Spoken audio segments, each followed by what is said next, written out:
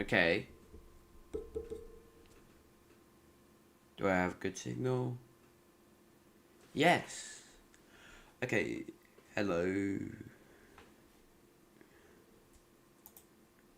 And I'm going to be reacting to the ridiculous world of PlayStation 1 cheats. This is going to be interesting. Anyway, let's move on to the video.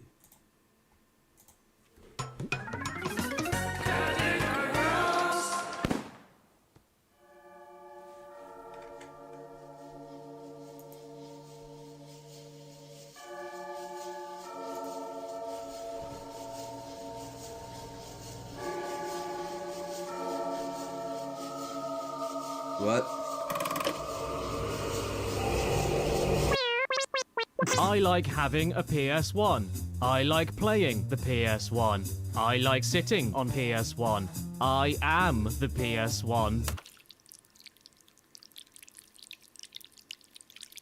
Hey everyone, it's me, Recipient's Name, but you probably know me better as Your Name from the YouTube channel Your Business Name. And did you know that back in the day when we bought a video game, we didn't have to pay for anything else afterwards? Yeah, seriously. I'm not joking. I swear on my nan's life.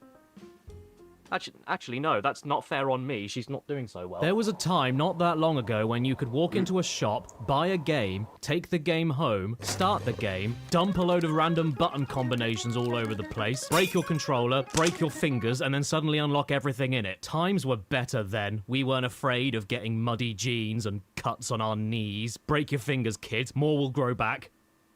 Carpal tunnel is a government myth. In pretty much every home console game ever made up until the PS3 and Xbox 360 days, developers would leave secret codes in them to allow anybody to basically do anything you can think of. Sometimes they were left in there accidentally as debug menus during development, sometimes they were intentionally placed to give you a little leg up on a tricky stage that required a little legging, and sometimes they were complete jokes that did nothing for anybody except ruin a few marriages. Unlimited health, unlimited ammo, visual corruptions, anti-gravity, level skips, KFC bargain buckets, you name it. To the highest extremes of breaking a game down to its line of code and allowing you to become God, to the bottom of the pits and completely useless, like turning on extremely fast reversing for the limo in Driver 2. Buckle up, James Corden!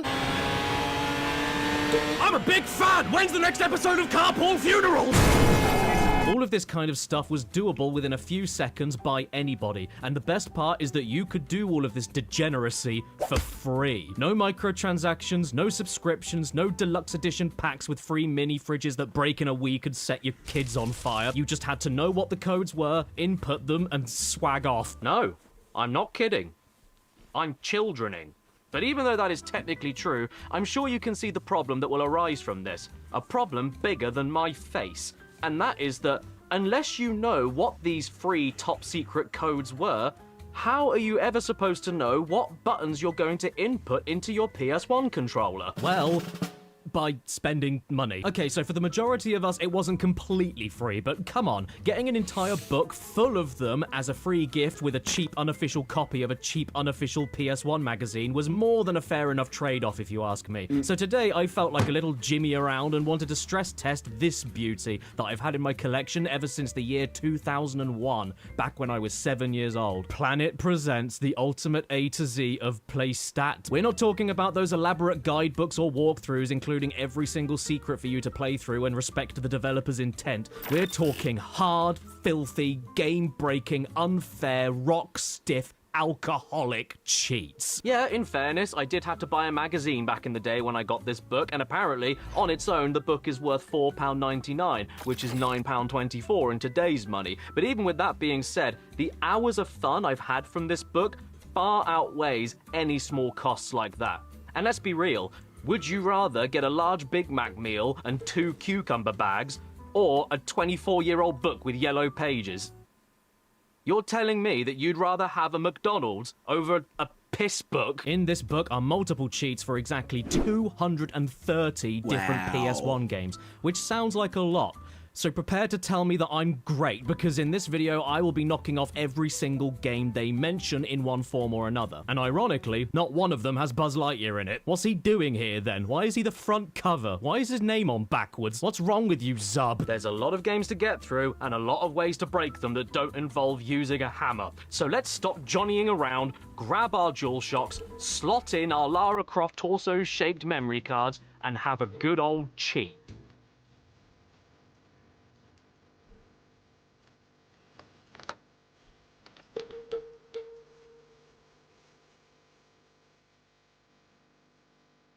I am deeply remorseful for what has transpired, and I am deeply sorry to anyone I've ever associated with or worked with who have been hurt or offended by my actions. I am taking the necessary steps to improve myself going forward. But in my defense, she was pointing a very small gun at my willy. Part own.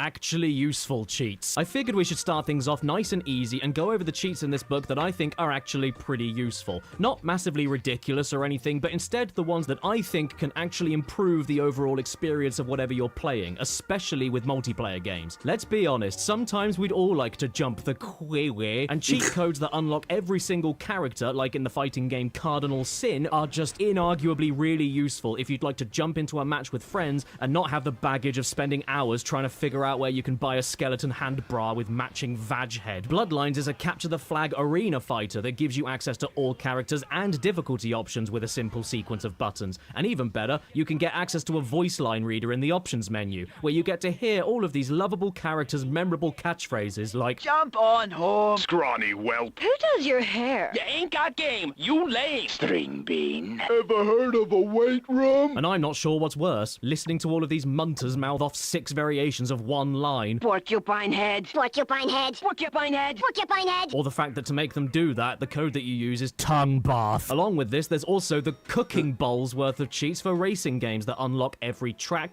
character, and vehicle, like with Roll Cage Stage 2, for instance.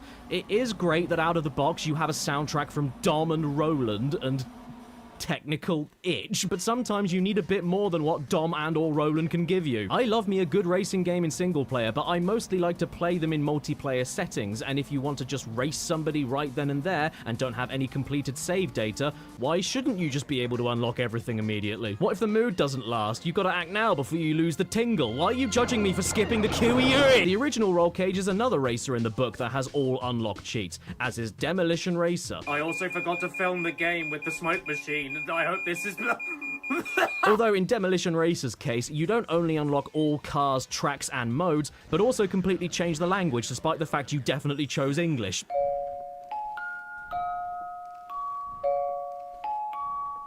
It's my volume, son. There are also unlock everything cheats for Muppet Race Mania, Ford Racing, Looney Tunes Racing, and Micromaniacs. Do any of you know about this freak of nature? It was named after all of the visitors to this page on the Cleveland Clinic. The game is made by the same people behind Micro Machines and is basically exactly the same game, except the machines are gone and all you're left with are the micros, including this man here that's so upset with what he's got to work with that he's eating his own face. Crash Team Racing is another one in the book and is a pretty obvious contender for best PS1 racing game that benefits from an unlock everything cheat. And even better, you know that 100% bonus unlockable scrapbook video? Well, if you don't have the time to get all the relics to unlock it, or you're completely terrible at getting all the relics and are the laughing stock of every Crash Bandicoot themed dinner party you attend, then all you need to do is pop in some buttons and voila, you earned this. Good job. Killer Loop is another racer that pops up in the book to give you everything, but the weirdest thing is that one of the cheats also makes you 25% faster. I mean, what do you expect? And how about those kinds of games that give you a sandbox to play in, but then limit you with not enough munt? Well, luckily enough for you, in Theme Park World, and even Civilization 2, you can use cheats from the book that give you loads of money, right in it, man, dem. With cheats like this, you don't even need to worry about playing properly. Who plays theme park games in order to test their managerial budgeting? I want unlimited cash by using the code nickname Bovine, not using a code to call myself my full legal name, Medium Rare, and then holding 3 buttons down to receive $10 million every few seconds. Oh no, medium rare has cheated. Quick, somebody tell his wife. Burnt. And with my unlimited funds, I created Turn Back Now Land, a theme park that is nothing but a burger van, an ice cream shop, a row of giant super spinning rides, and one single wooden outhouse toilet hidden behind the ice cream shop, blocked off by a vast expanse of water and one dead tree. And if you think you might be sick or can't hold in your number 2 anymore, don't worry, you can ask for help from one of the 4 animal mascots, gated behind a fence that nobody can get to. Through your bad park planning, one of the little people has got completely stuck. Bitch, that was the point! Similarly to the racing games we just mentioned, you can also get Unlock Everything cheats for sports games. Once again, perfect for instant multiplayer mashups without needing to do any work. Like with Championship Motocross featuring Ricky Carmichael. Shouldn't he be called Ricky Bike Michael? And in that game, you don't just get access to everything straight away, you can even activate our first of many big head modes that you'll see in this video with the cheat code Gross Teat. Gotta give them credit though, they're not lying. That's certainly the grossest teat I've ever seen. And that's counting all the ones I've seen on chests and heads. Not all that bad for a game that is so real you'll be picking your teeth out of the mud. But that's ridiculous. By the way, yes, you will be seeing a lot of big head cheats in the rest of this video, just like with this game, All-Star Tennis 99, is it starring him, who isn't named, and the Wimbledon champion of 1998, who isn't named. But at least we know who took the photo. Speaking of, I've got a joke about this. What time does Sean Connery watch a match at Wimbledon? Tennis. Today I'm going to play as Gustavo Human, the tennis professional famous for leaving his dinner all over his mouth. And after a quick little shoulder button holding on the pause menu, we don't only get big heads, but big feet as well. Big head mode in general is very common, but having more body parts included makes all the difference. Look at this. It's the Nike IKEA collab. This is completely worth it just to watch your players struggle with the weight of 2 buses on the ends of their feet. And that's not all. Then you get to watch them run. I'm gonna get you! Look at the state of the back of your head, man. You look like a gone-off broccoli. A very similar big head mode can even be found in this game, Ninja Shadow of Darkness. But in this dude's case, he's not only got a giant head and giant feet, but giant hands as well. This changes everything. And as a bonus, he also has access to the deadliest tool in the ninja's arsenal. Swimming flippers. Now, I don't know why big head modes were such a prevalent thing back in the day. I don't get it. Stop asking me. It makes me feel very inadequate. But equally, I don't want anything else in my life other than this. So these cheats make me very happy whenever I see them. If any of you out there right now have recently felt like the pressure of life is just too much to handle, please keep going. Because he's here. And he's worth it. There's also Unlock Everything codes for Cool Borders 3 and a big head, which also applies to Cool Borders 4 with Unlock Everything cheats and no big head, which is a shame, but it does make up for that by having a cheat called I'm Special. And you know what? Yes, you are, because this is the only UK PS1 game I own that has a coloured cardboard outer sleeve for absolutely no reason at all. Cool borders that are so cool it needs a jacket. There's other sports games that benefit from these kinds of cheats too, like Cyber Tiger, a game based on Tiger Woods who didn't even need a book to cheat. Either way, it is great to just get straight into a multiplayer match with everything you need for a good time with no one single person wasting all of their time to unlock all of it. Not to mention, there isn't even a big head mode in this game because clearly it doesn't need one.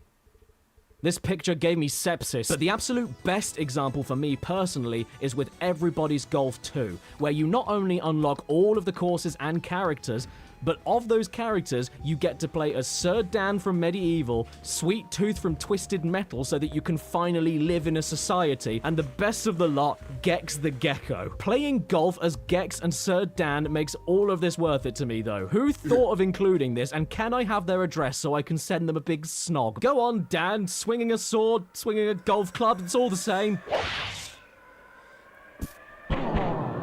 It's in the trap. Oh no, god damn it, what the hell are we gonna do? Oh, come on. That was weak.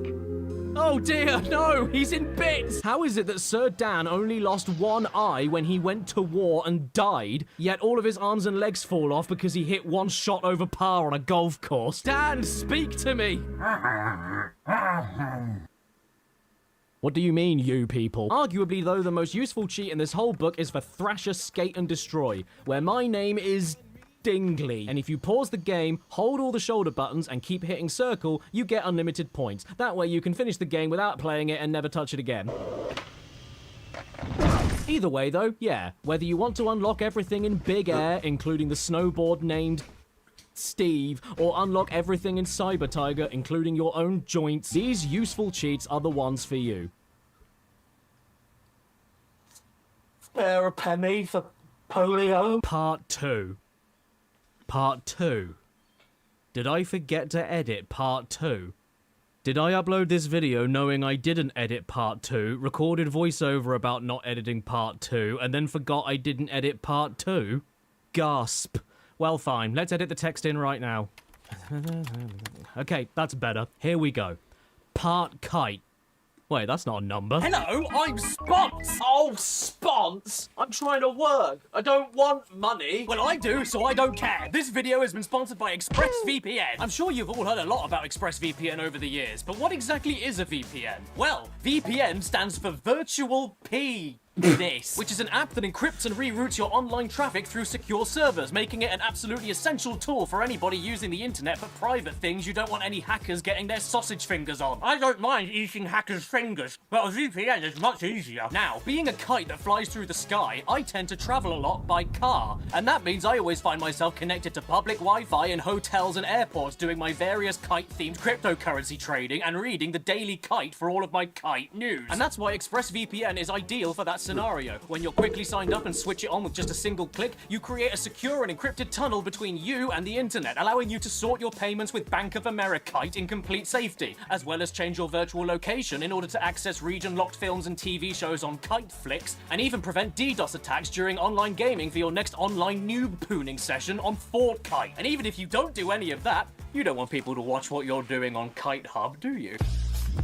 Nowadays, it's easier than ever for hackers as young as 12 to get a hold of all of your information, and that's why I can't recommend ExpressVPN enough. Did I mention it's express? That means it's fast, and also when you switch it on, it gives you a train. Now, you don't want online strangers stealing your data, and you don't want me seeing what you're doing so that I can judge you and then tell everyone in your family. So what are you waiting for? Secure your online data today by visiting expressvpn.com/caddy. Or scan the QR code up there, but that's way too easy, so why don't you spell out the whole website? That's ExpressVPN.com/.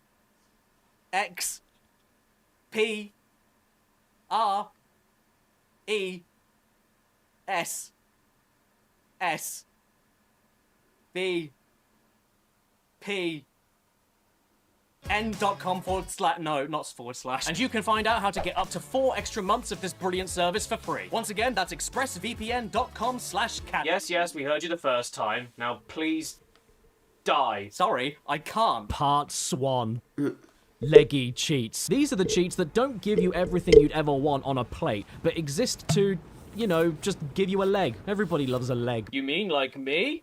No leg, it's just a metaphor. Oh, really? What's a metaphor? A metaphor is not a leg. Oh, my mistake. Goodbye.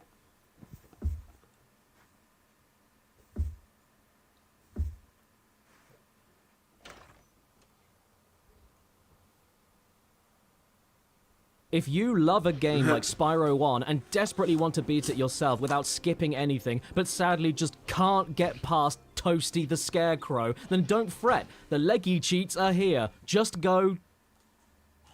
and then plop. 99 lives. That ought to give you a leg. Yeah, how do you like that? Bar mitzvah. And how about in Glover, the only game that makes bodily noises whenever you enter codes in on the pause menu? You know when you're just playing Glover like you normally would, and then, oh shit, the ball is gone because this game is Glover, and that's what the ball does in Glover? Well, don't worry, just type a quick pause code in, and presto, the ball is back. Sorry, Adolf. Pandemonium 2 allows you to do the same thing as Spyro by just giving you extra lives in case you need a leg. And Time Crisis gives you a small cheat menu by shooting the middle loop of the R and then the middle of the crosshairs twice on the start menu, not only allowing you to get 9 extra lives, but also unlimited continues and no reloading necessary. So long as you have the American version, I think, maybe. Because I shot more times in the middle of these points than any American ever could, and yet the cheat menu never appeared. Maybe that's what Lee Harvey Oswald's book. There's also another one for easy mode that just so happens to be for the Japanese version only. That just goes to show that this game's cheats probably give you the biggest leg of them all. Up your ass. Cooler World, a hidden gem 3D puzzle game. It doesn't give you extra lives or whatever else because the game is over when your score falls below 0. So instead, you can just keep adding 30,000 to your point score to allow you to keep on going solving the puzzles. And if that isn't enough for you, you can activate invincibility, which I know sounds more game-breaking than just a little bit helpful, but all it does is stop your ball from being popped by spikes. As far as solving the trippy perspective flipping 3D labyrinths go, it's still not easy even with invincibility. Look, this is a game about you physically altering gravity. I won't blame you for activating any of these cheats. You've even got to flip gravity around to read the manual. This game doesn't like you. Bollocks to it. Not only that, there's even a cheat for Cooler World that lies to you. Oh, a power pill sounds great, doesn't it? And all I have to do to get one is right circle, L2 circle, R1 circle, square circle all over the carpet. Well, this is what the power pill does to you. And while you're at it, activate motion blur on the bonus levels as well. This reminds me of the time I was 16, walking through the park at night, and someone came up to me and asked, "Would you like Mandy?" And I said, "Who's that?" The original Legacy of Kain, Blood Omen, has a pretty straightforward couple of cheats that don't even require a pause to do. And then, as if by magic, you've got full magic.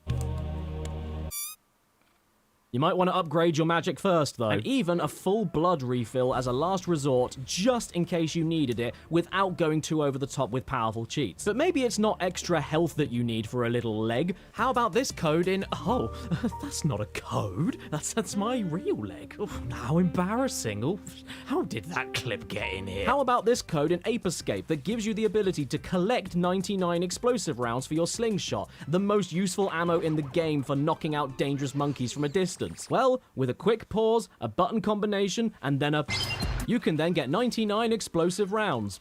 Well, I mean, you have to collect the remaining 90 yourself. It doesn't just give you the ammo straight away, it makes your wallet bigger. But look, I can prove it works because usually you're only allowed 9, and I have 11, which means I can get another 88 whenever I want.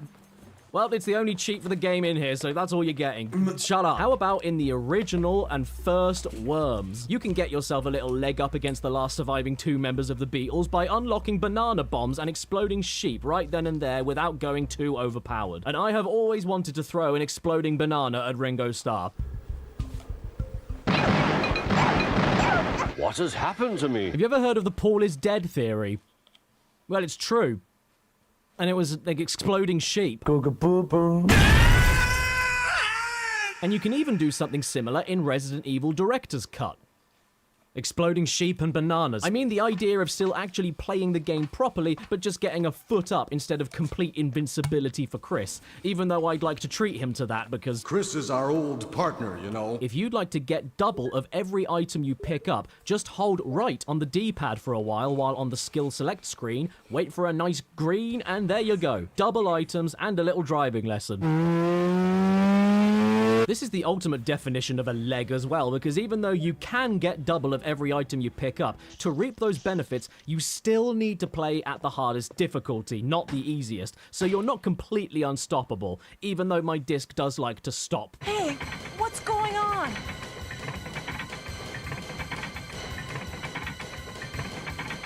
Barry, do something! Stop admiring the wood paneling, it's very old. Is that enough for you? Do something! Final Fantasy VIII is also in this book, but it doesn't have any cheats technically written down. Instead, it gives you every answer you need for the SEED tests that allow you to make more money throughout the game if you ace them properly. And you have all of your favorite test answers you need in here, like nini nin, ini nini, in nin, and nini. You still actually have to play the game and be good at like 99% of it, so to have the solutions to this one element of the game is not a blemish if you ask me. Nobody plays Final Fantasy VIII to take an exam, they play it to watch Squall turn into a urinal. If you'd like a couple of games that have an insane amount of leggy cheats ready for you to leg all over the place, there's always Tenchu 2 choose. Tenchu 2 gives you a lot of options which you can pick and choose between, which is perfect if you'd like to decide what you actually need for some help, rather than suck all the fun out and give you everything all at once. You can have access to a full map with a very easy code on the map screen,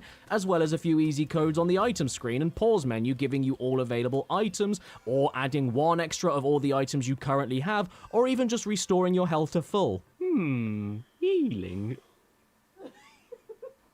Warcraft 2 is very similar in that sense as well. Go to the password screen and then pick and choose between more gold, oil and timber, all spells and full mana, more building options available at the very beginning, fast building, fast wood chopping, access to a complete map, and also lose level.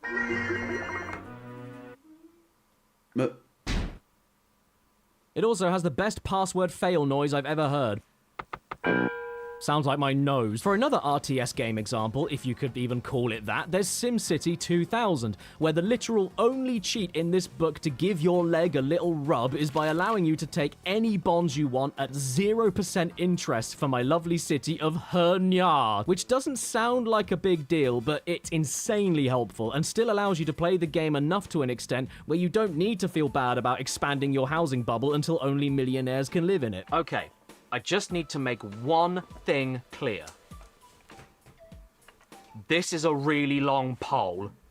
And when you start going down the rabbit hole of retro video game cheats, it can get very overwhelming, and people can accuse you of being a bad G-word, which is why I decided to... Catty, are you cheating? Oh no! It's the bull, fox, bear, pig, cow, deer, dog, wolf, rat! How did you find me? Oh, he's gone. Part the third. Why even bother, you swine cheats? Look, I do get that you're likely looking at a cheat book either because A, you're struggling, B, you're a girl who just wants to have fun, or C, you suck. But these cheats available for the following list of games I honestly just don't get any personal enjoyment from. They give you too much power that doesn't feel like an earned reward or anything. Just immediately having everything at once doesn't do much for me. It's that moment after you pick up and hold your newborn for the first time. It's like, what do you do with it now? We're talking about the super cheats. Now, I'm not an anti-cheat guy whatsoever. Far from it. Cheating is fantastic. Just ask Lance Armstrong, Dream, or Dave Grohl. But as good as these God mode cheats are, and how much I would love for them to come back just for the hell of it, there's only so much satisfaction I can personally get out of just putting some button combinations in Crash 1 and then completing everything 100% immediately. You can't even save your game after you put that cheat in, so what's the point? And once you've put it in, you never even get to see Crash get fully erect.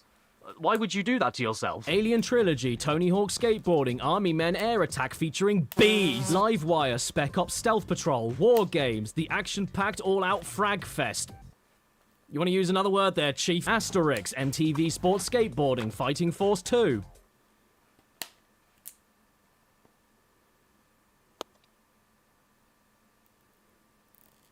Tastes like beef. All of those games listed above just give you one-off cheats that unlock everything for you all at once alongside unlimited everything and invincibility, or just give you level codes that give you 100% completion. Like I said earlier, this only works for me in multiplayer racing or fighting games. In mostly single-player adventures or games of skill, I don't know why you just make yourself indestructible to a point of the game playing itself, or have the game literally complete itself. There's no catharsis, and that's saying a lot considering I coughed up some catharsis this morning. I mean, don't get me wrong, I don't like it in KKND Crossfire when this fierce chap is walking too close to my square leather hole, but I still want to feel like I did something myself to stop him. By the time you hit unlock all levels in Tony Hawk 1, that means it's all done, so there's nothing to really do after you go back into the level you just unlocked. What would one get out of this? Aside from another big head mode. In slow motion.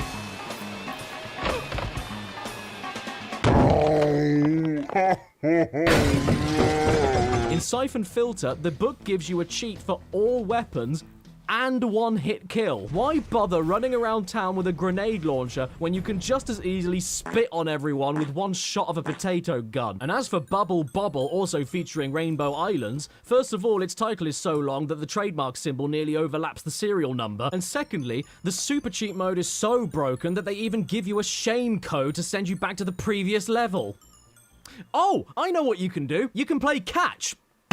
In fact, I'd say the best game in the book for an unlock absolutely everything super cheat is with Disney's Dinosaur, because when you go to the main menu and input the code, it doesn't do anything. Serves you right. Play it properly. You don't want to miss out on... I'll have a look.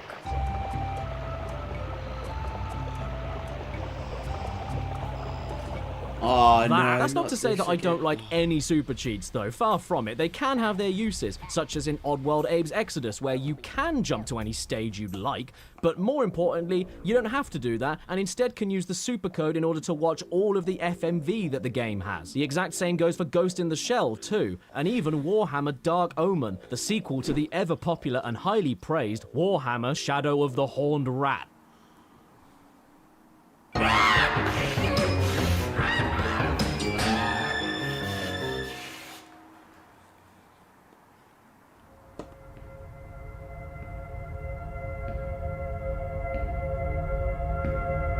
I like cheese. You may all laugh at me with your YouTubes and your electric cars, but let me ask you this.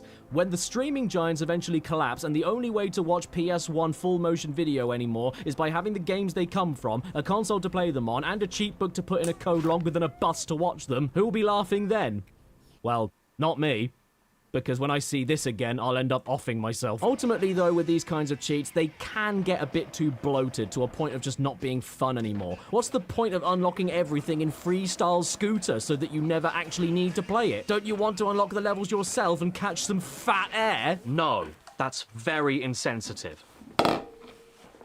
He prefers to be called Chubby Air. What is a major piss-off to me, though, is that there are over 24 games in this book with super cheats that can be abused, no doubt, but at the very least split their super god powers up into separate cheats so that you don't need to have absolutely everything if you don't want it, or just want to skip the current level you're on, or even pick the level you'd like to unlock up to instead of just having it all for yourself on a platter of fish and fish. Death Trap Dungeon, Blade, Global Domination, Urban Chaos made by Mucky Foot, Colony Wars Vengeance, Colony Wars Red Sun, Army Men Sarge's Heroes featuring Sarge, Riff, Hoover, Shrap, Thick and very small real woman. Army Men Sarge's Heroes 2, featuring all the gang, but someone is missing.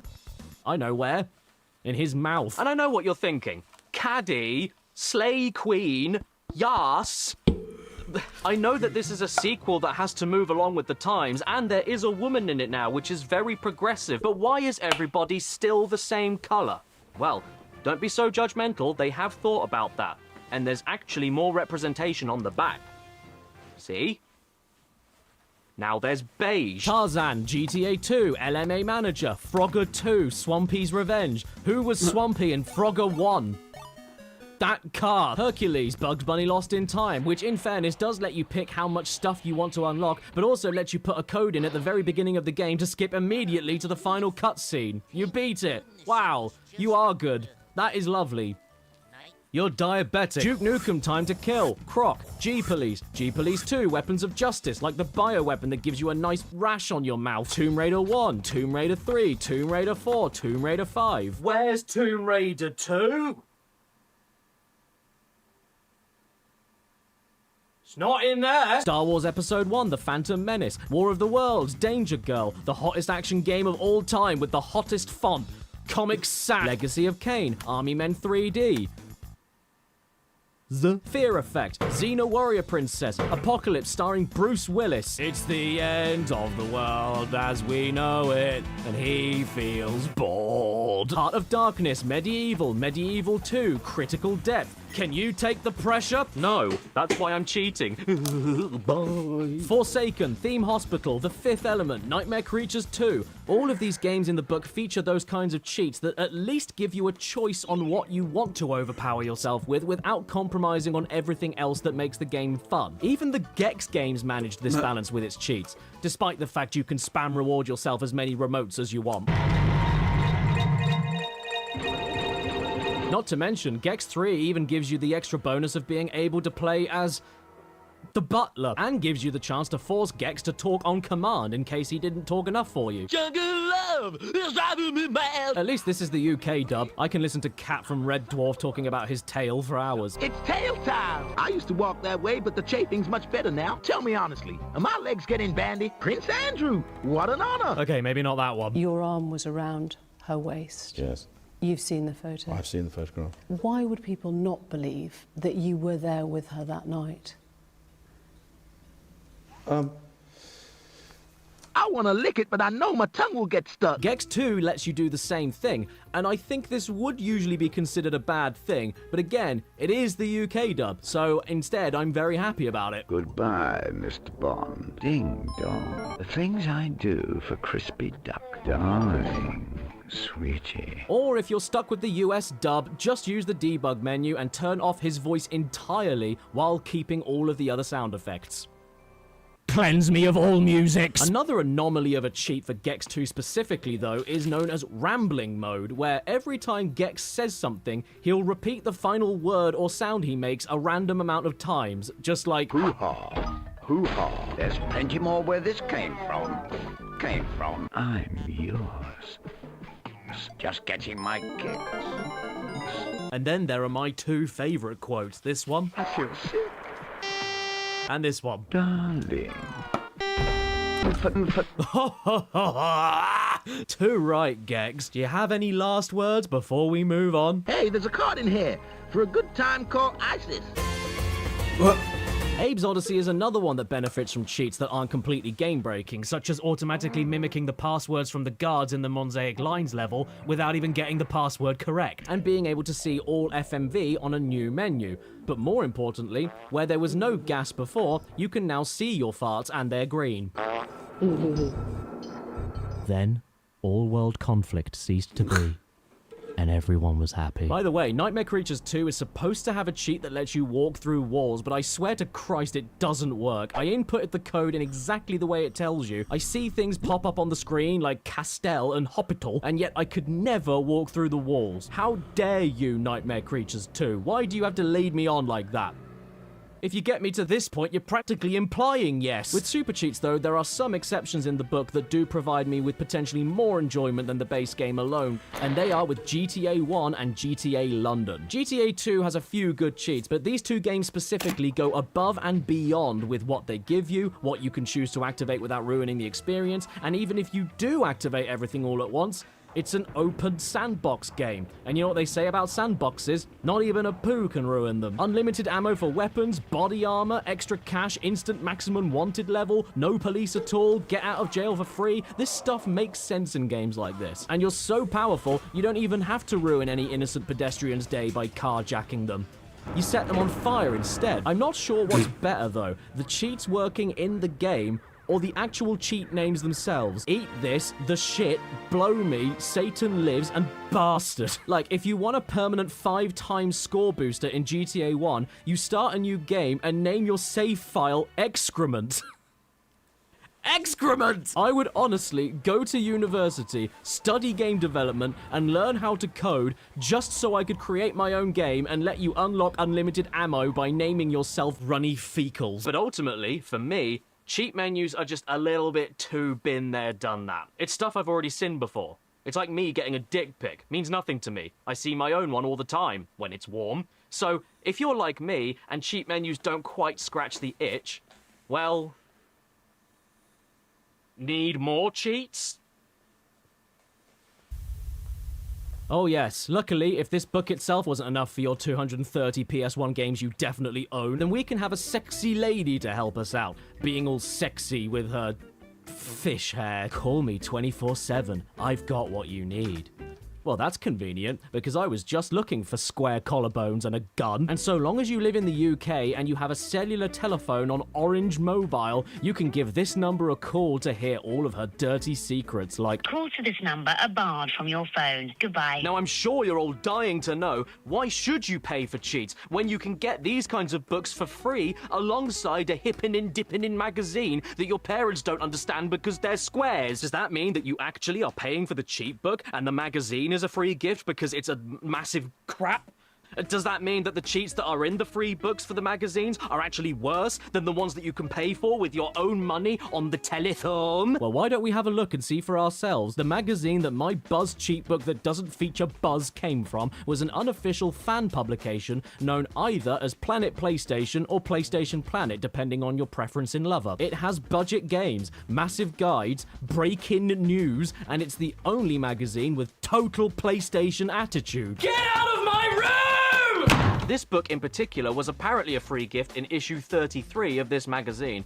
And I gotta say, I spent months scouring the internet, setting up Google keywords and eBay keywords, waiting for an alert to pop up on somebody selling it, and came up completely empty. The closest I could get was this one, issue 34. And issue 33 doesn't seem to exist anywhere. Did this piss book manifest itself from the piss dimension? Where's issue 33? I can't find it.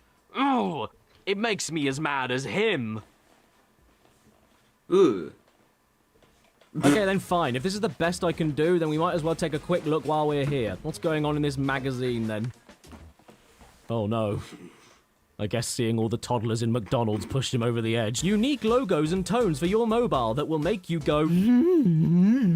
Beware, this game is not for the faint-hearted. Ooh, thank goodness. I'm glad I'm not the only one scared of men standing alone in dark rooms looking at a... hen. Cardswap.com. Pokemon are a load of pants. I want Dragon Ball Z cards. Pants with a capital P. Matt Hoffman's Pro BMX. Bunny hops, wheelies, flares, and bar spins. It's gotta be Matt Hoffman. Hello, I'm Matt. Spelled in the same way as the thing you wipe your shoes on. I'm very excited about my game. Please buy my game. You are a planet. Dude, wait, what's this? I can win my very own PS2 from GameStation? Sign me up. Oh, and while I'm here, can I also win GameStation? Hi, I'm Linda. I have legs, and I want you to join me in the lay zone. Oh dear, what happened to the unlimited cheats lady? Somebody ran her over. I can't pretend to be happy while you look like this. How do you expect me to enjoy the tone of the week now? Ride Wit Me by Nelly featuring City Spud. Can my rap name be Urban Potato? Oh man, this has got to be the most early 2000s thing I think I've ever seen.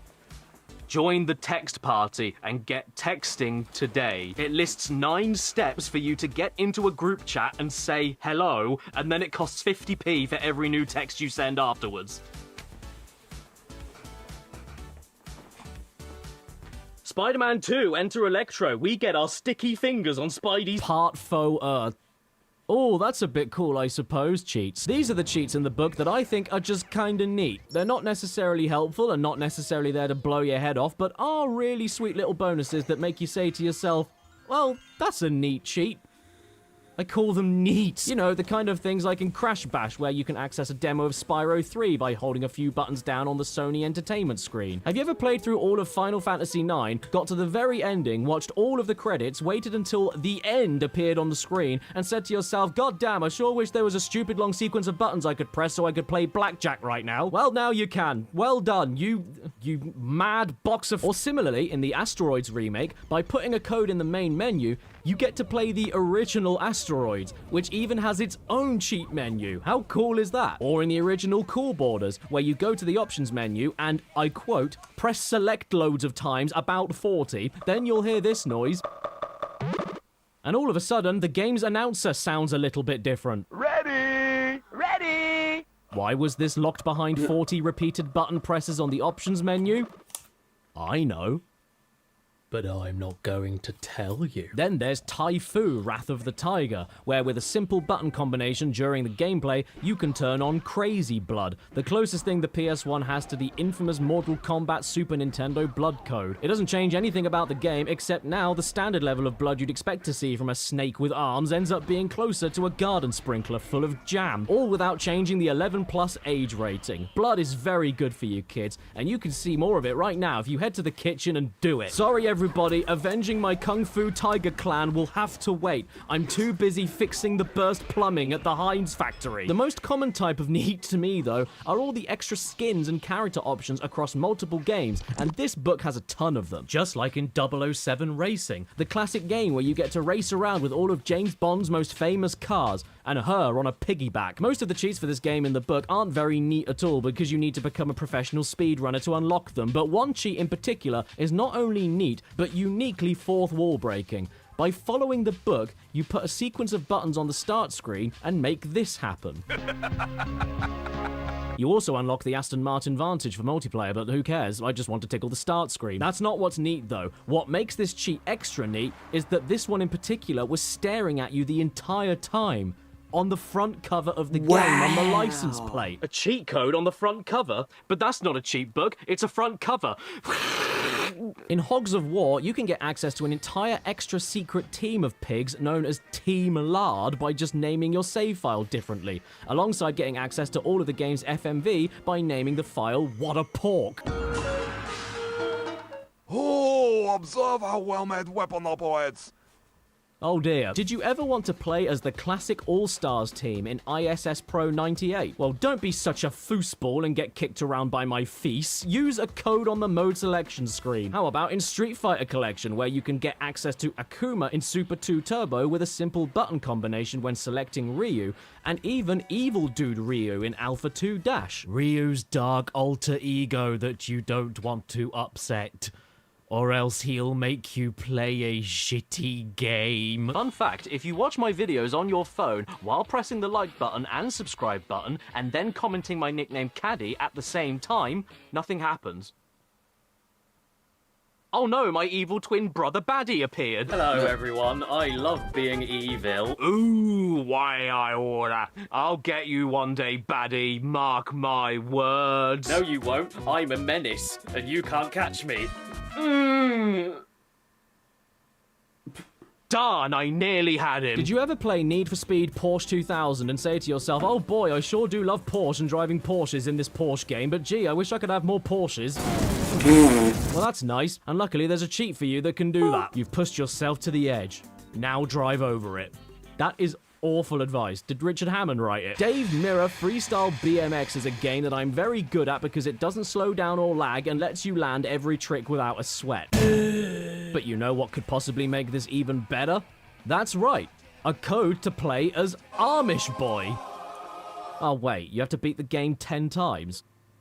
Well, that's not very Christian of you, is it? Okay, scratch that. There is another character unlock here. A code to play as Slim Jim, the mascot of the snack food of the same name, because the first thing that comes to my head when I think BMX is thin sausage. What's your favorite style of Slim Jim? Style 1, Style 2, Style 3, Style 4, or Style 5? To be honest, I'm very happy about this because I can relate to Style old 5. Jimmy here. We both have the same name, we both are quite slim, and we're both named after cured deli meats. There's another game known as Supercross 2001, which also has character unlock codes for secret characters. 3 to be precise. Billy Ray Mud Mullet, Hot Tub Harvey, and Astro Nut. Fun fact, he was the original planned mascot for the PS5 back in 2001, but he was scrapped at the last minute after Sony realized Astro Nut's Playroom wouldn't work as a kid's game. If secret character unlocks aren't really your thing though, then don't worry. The book has you covered with a couple of games like Formula 1 98 officially licensed games. Not only does this game feature commentary from the world famous Jewel, but the cheats here can unlock a fair few super secret tracks for you to race on. And then, in Ridge Racer Revolution, you don't get any immediate unlock cheats for new cars or tracks, but instead the ability to adjust the weather of each track you race on by not doing anything on the opening Gallagher minigame. Now that is really neat, as I always say whenever I write it down and have to read it. It also tells you that by holding down L1 and R1 on the main menu, you can move the spotlight around. Look at me go. Not to mention, isn't this also neat? You can unlock all the extra cars and a thing called Buggy Mode, which can only be unlocked by getting 100% on the intro Gallagher minigame. Sounds difficult, right? Well, it is, but luckily there's also a cheat that gives your Gallagher ship a nippy bastard laser to make that no problem at all. Look, there you go. You did perfect. You on your own. Now you have all of the cars, and now they're all portly. I love this. Whee! Wee! Urine. You also activate this thing called spin mode with a cheat on the start line. Once activated, on certain turns around the track, you'll now be allowed to spin in full circles multiple times for bonus points. Pretty neat. There are also a few other games with neat cheats that don't just fall into the secret characters category alone, like with Silent Hill, where you can hold all the shoulder buttons in the options menu to access hidden options that can drastically alter the game. Toggle auto aiming on and off, mess around with how walking and running works, mess around with how the camera works, which I definitely could have done with. And my favourite, customize the blood colour. First of all, I appreciate that, because when I saw this moment, I really thought Silent Hill stepped over the line, and I wouldn't have been anywhere near as scared if it was all green. And second of all, once you pick the right colours, suddenly nobody around you is scaring you with hyper-realistic blood anymore. They've all just got a phlegmy cough. Bust a Move 4 is a game about popping bubbles, and it has some neat cheats in the book that offer you a variety of different extra bonuses. Stuff such as an entire extra set of puzzles to play, 6 extra characters to play as, and a talking demo option where you can cosplay as Richard Nixon and jack the phone lines to listen in on different conversations between 2 characters, like Bub and Bob, Marino and Brum, and Tam Tam and Gurr. Hey Bob, have you found a rainbow bubble? Yes, you got it.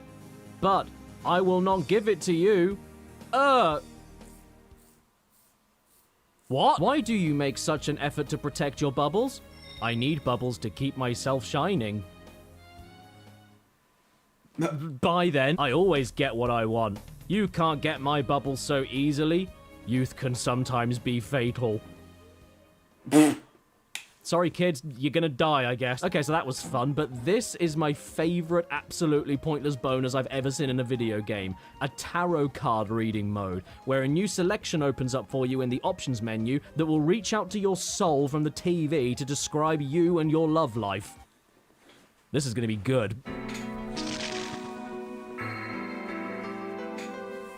Wait, but I'm not Jewish. How did it do that? 1. Past. You were going to win his or her heart. You had no regret about your chase of ideal love. Confidence helped your love. This is very accurate. Okay, good start. 2. Present. It cannot be helped. The ending of the love is approaching. Oh. But this means the beginning of a new love. Don't turn around. Okay, fine. Not the best outcome, but not a complete washout. Thanks for the advice. Death upright. What, like a horse? 3. Near future. There will be a time to make a decision to build up a good relationship between you and him or her. Nothing will seem to be a hardship. No need to hesitate. Happiness will lie in front of you. Okay, good to know. I'm writing it down. Leave my fiance, leave my stepkids, my love will flourish and everything will get easier. 4. Goal or purpose. However hard you worked, you could not gain his or her love. Hang on, wait, what? Perhaps you hadn't made enough efforts, or maybe you were not willing to. No, but you said that I wouldn't have any hardships. How can I work hard when there's no work? 5. As others see you. You could not gain love because you did only common things. All right, okay. Hold on a moment, Jacob Rees-Mogg. What are you trying to say? You must not have admitted yourself as a loser before you fought. This is the worst dating profile I've ever made. 6. As you see yourself. You were anxious about the unreliable love and had lost concentration on love. Yeah, can you blame me? 7. Outcome. Oh Christ, how is this all gonna end? Incredibly, things were getting better. The great power of fortune led you to happiness. Form a line, ladies. So there you have it, everybody. Bust a Move 4 knows me better than I know myself. And all it took was me being confident in finding love, then losing all of it when I never even found it in the first place, then finding a new girlfriend and having an easy life, then losing her because I had an easy life, then being a boring, lonely man, then give up on love and happiness, and then get everything I ever wanted and being happy.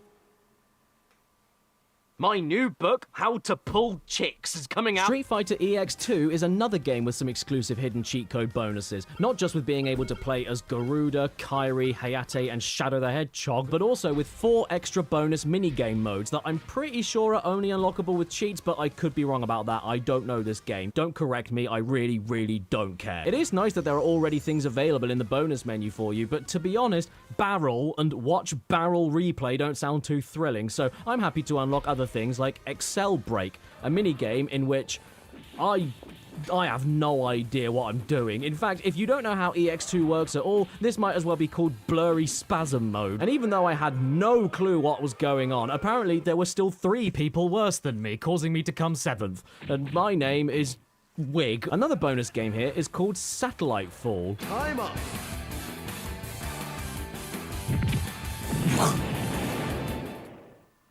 I can't do it. And God, did I try. Lord, how I tried. And I got so close to winning, but I wasn't quite good enough. And unfortunately, the entire world broke in half. Oops. It's okay, though, because even though the world ended, I still came 5th. And my name is... Bag. Well, hey, in my defense, if I'm a Street Fighter, then I think I won, because all of the streets lost. The third minigame is called Versus Bison 2. And I'm going to pick Bison for it, so I can't possibly lose. Oh, okay, well, you didn't tell me Bison 2 was a crocodile. Obviously, I didn't win this mode. I suck at Street Fighter, and I have absolutely no idea how to avoid any of his nonsense. In fact, I only managed to hit him 1 single time. Yeah, right in the nads. The bonus minigame I was most excited for, though, was Maniac mode. I thought to myself, goodness, what could this possibly all be about? It sounds hilarious. And for such an amazing sounding mode, I have to pick someone with an amazing sounding name. So I went with... Area. I'm sad to report, though, that this mode isn't anything that mental. It's just one of those combo activation challenge modes. And again, since I'm absolutely useless at this game, I couldn't get past the first combo challenge, even though I did know how to activate the first move, Great Cancer.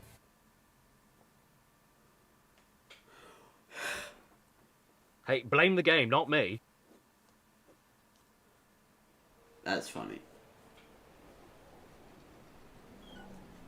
There are whispers from an age long lost to the cruel sands of time, an age of discovery, an age of nobility, yet an age of foolishness, an age where even the most steadfast of men would be driven to insanity and even death by the seductive allure of a promise, far, far away in the haziest fog of the Atlantic. A promise that would later be told in myth and legend, and a promise that would give countless sailors the courage to risk their bodies and their minds in order to obtain the cheat code to see Lara Croft naked on the PlayStation. Sadly, that cheat code was never real, and everybody ruined their relationships for the sake of trying to see these, when all you had to do was go out and buy a book to look at tourist destinations in Egypt. But that doesn't mean you couldn't get anywhere near some breets with some extra neat costume cheats that you could eat on the PS1, and one example is in International Track and Field 2.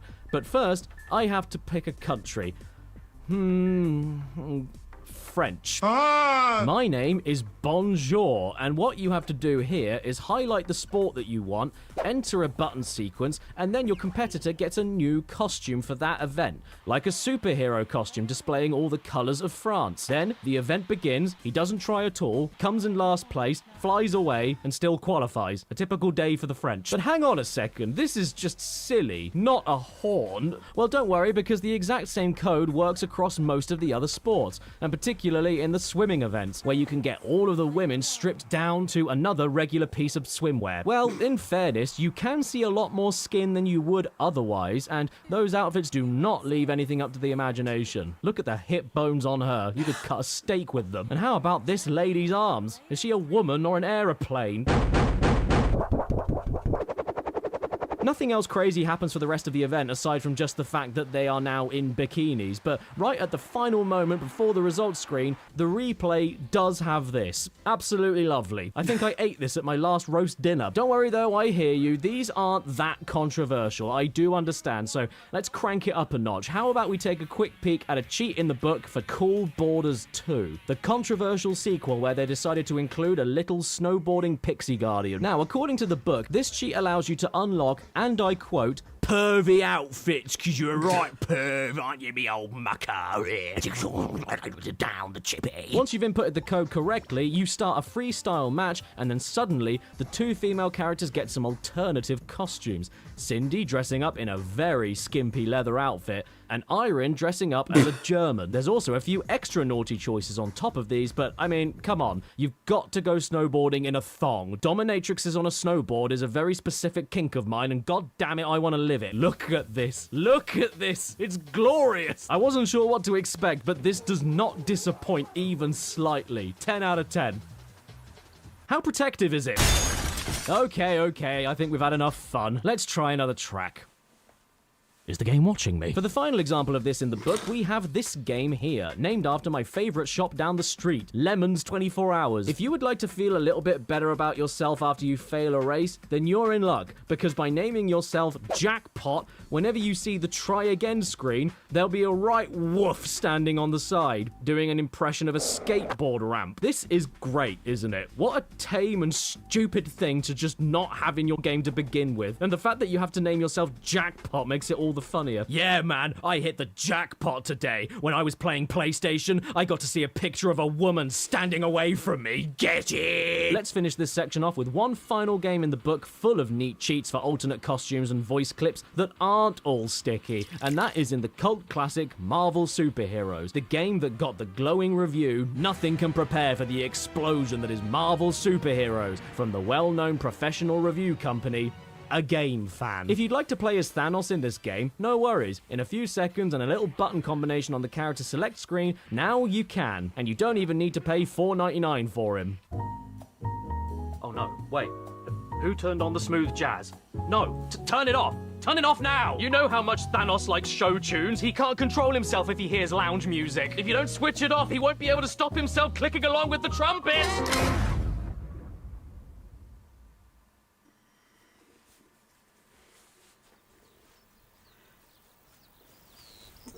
Hello, boys and girls. I want you to play a very fun game with me. Uh-oh. Yes? I've lost my best friend, and I need your help to find him. So, boys and girls, where's Caddy?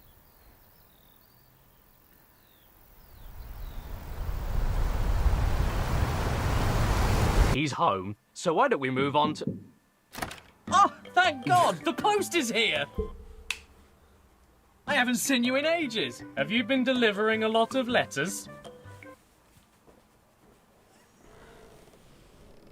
Delivery, what is it? A CD that you put in your PlayStation and then use it to activate even more cheats across even more games. Oh, God. From the makers of Explorer, Exploder. That's a stupid name. What? Does that mean that when you play the game in the console, it explodes?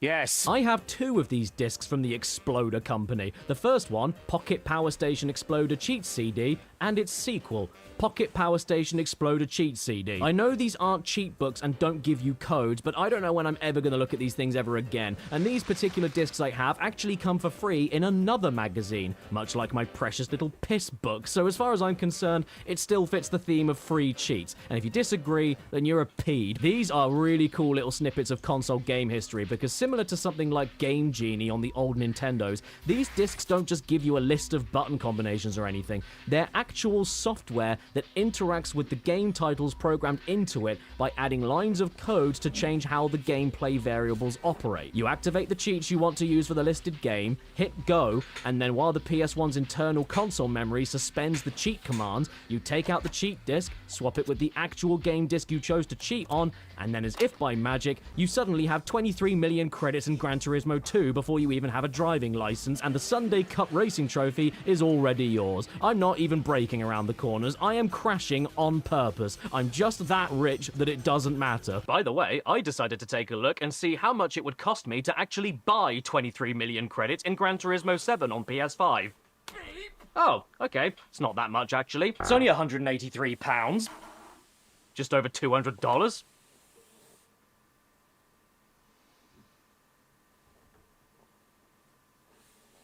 Well, that's not very good, is it? And much like magazines, it's a proper trip looking back at these, because the discs themselves even have ads preloaded onto them, including for the magazine that they came for free with, Power Station. 100% PlayStation, 0% fair. Well, why would I buy it then? And that's not all. There's also an ad for Gear magazine, for all of your monthly gear news and gear gossip. Didn't you hear? Gear is the magazine that takes no shit. No, you're right. It takes WD-40. Lots of the cheats on these discs are for games we've already found in the book, and some are for games that will be in the book later on in this video. But a surprising amount of them are for games not in the book, like Digimon World. Digimon, digital monsters, Digimon have the flosses. Change! Do I have a Digivice? No. Do I have friends? No. My name is Bendy. What's my Digimon's name? Bendy. Watch out, world. Here comes Bendy and Bendy, saving the day with maximum health, maximum attack power, all fire skills learnt immediately, and 99 metal bananas. Yeah, take that. Nobody here stands a chance in File City.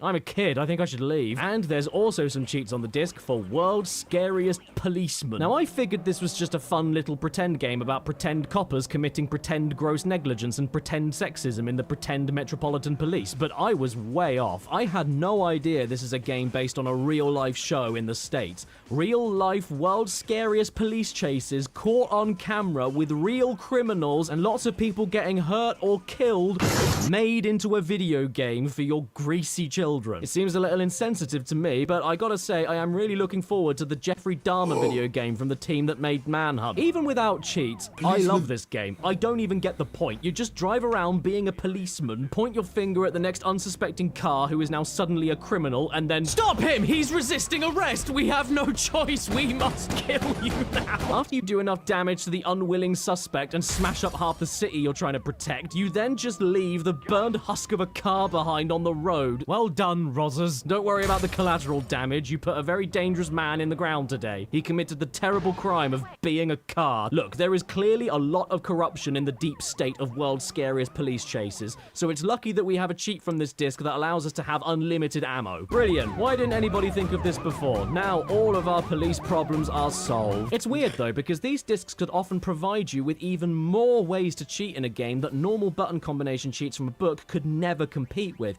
And yet, as far as I could tell from the discs that I have, none of these cheats appear to go anywhere near silly or ridiculous. They're mostly just stripping the code down and overriding it so that you can do the mundane, like completely freezing a timer in a character selection screen, or the complete other end and turn you into a rampaging invincible god with a space jump that makes you say "ugh" every 2/3 of a second. I wouldn't describe these disc cheats as cheats in the traditional sense, and more like hacks, since they don't appear to be built into the game at all, ready to be unlocked by you. As far as I'm aware, there's no way to access the unlimited Gatling gun in Resident Evil 3 at the start of the game with traditional cheats. But with this disc, now you can, and have access to all of the maps and files so that you can read all of the puzzle clues for the end of the game and not be able to do anything about it. Oh no, this game has explicit violence and gore? No, it doesn't. But it does now.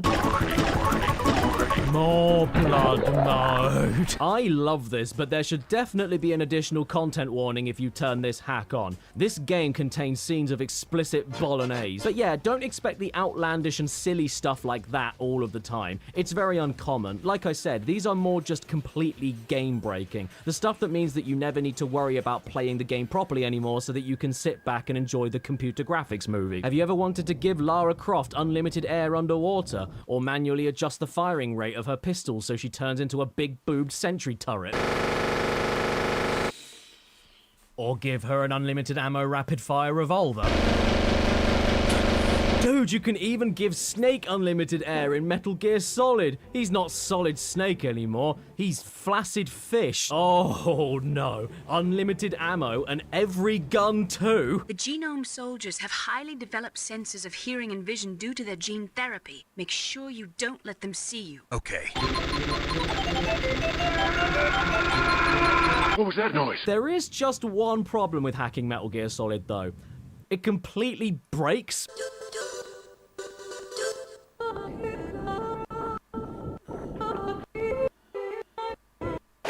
For some reason, the music plays 4 times the speed it should, the subtitles all overlap each other, and the cutscenes and codec conversations are... Negative 4 years turned to left. Purge the light. The dark. Operated repeating that you is a red green is the point of your code is this. We need to use owner. Nothing hits an English. You must plan away. Get her or fat one's make come in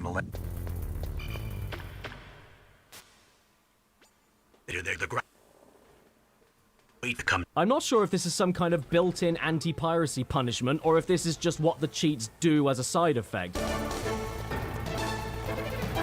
Oh man, we're coming up to my favourite part. Do you guys all remember that classic moment where Snake sees Liquid in the Hind D helicopter?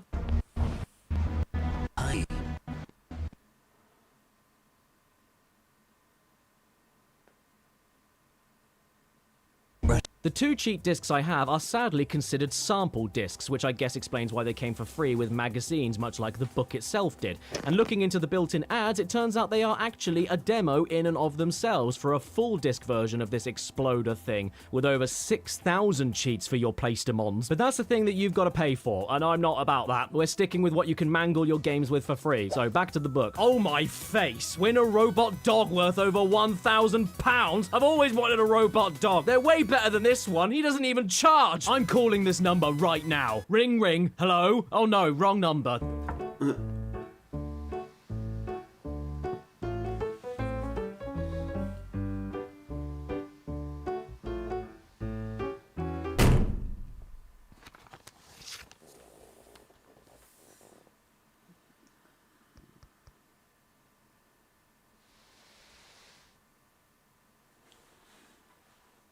That was a postman Pat. What's this? Total PS1 attitude? Yeah. Just like this man. He's oozing it. Giant cheats poster? What do you mean? It's tiny. What?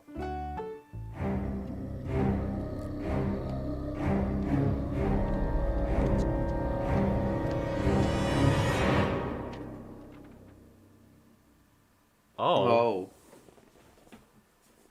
These are cheats. I don't know what I was expecting, but even with the front cover telling me exactly what it was, didn't prepare me for the fear I now feel. What is this heap? Who asked for this? I want to know, because I will send it to your house with a packet of bird flu. I'm just, like... I'm speechless. This is the most useless thing I think I've ever seen. No, not just from video games, just everything, ever. I love it. It's my new favourite thing in the world. Who asked for it? Oh no, I can't beat this level. What do I do? Oh, I know. I'll consult the wall. How does it sound for you to need a cheat right then and there, and then need to stand up in order to get it? How are you supposed to get the code you want and input it while playing the game without losing it, while looking back and forth between the game and the wall? And what if the cheat code that you want to use doesn't end up working? Should you keep trying again because you thought you input it wrong? Or is it a fake cheat? Or is it because you just couldn't read the damn thing? I can barely even see the text unless I'm nose deep on top of it. Do you need a magnifying glass accessory that came for free with issue 31? And if you're sociopathic enough to want to use this as a poster and nothing else, if you have the thing put up properly, there's one entire section of the paper that's different from the rest of it, and it's sideways! This whole thing is taking 7 lefts to turn right. If the person who invented this idea isn't locked up, I'd love to say hi. This is inspiring. And the cherry on top of all of it is that if you don't want the Bible on a poster to use as a reference, then don't worry, there's an alternative end. You can always instead use a badly rendered ugly 3D man with 1/7 of a fringe. I've hit the jackpot. Stop the video there. Can't get any better than this. Wait. The postman used the post to post me a poster. Part of thoroughly unhelpful and debatably even cheats. As much as there are some pretty sick cheating ops in this book, there are nearly just as many cheats for all sorts of games that are a waste of life and not worth the tree that was killed to print them. Whether they be overly complicated for the sake of an award not even worth it, or they unlock a feature that does nothing but inconvenience you, or they do nothing cool at all and just waste the precious air you need to survive, there are many games listed in this book that just let you down after getting your hopes up after seeing them included. Much like in Destruction Derby 2, where if you change your championship file name to credits, nothing happens. But you will see animated credits. I think this one is worth 3 ETH. I can just imagine all the people that played this game back in the day, whose legal name was Credits, getting very confused after they put their name in. The always classic Spider-Man also has a variety of cheats in the book. However, one in particular requires you to write a swear word in the password screen, and then this happens.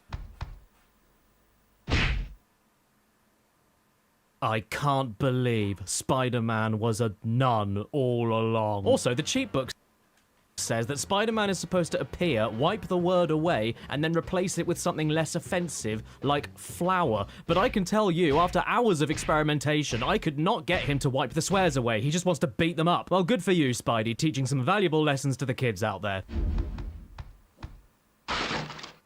Oh, okay, well, he didn't mind that one. Oh, by the way, it's about time we put an end to this argument. You know Miles Morales? Yeah? Well, let me tell you right now. Miles Morales isn't Spider-Man. I'll be back in a second.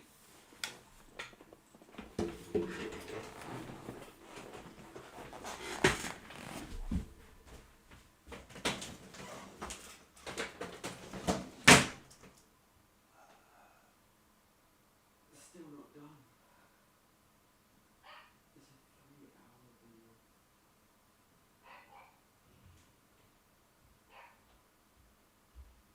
I'm halfway through.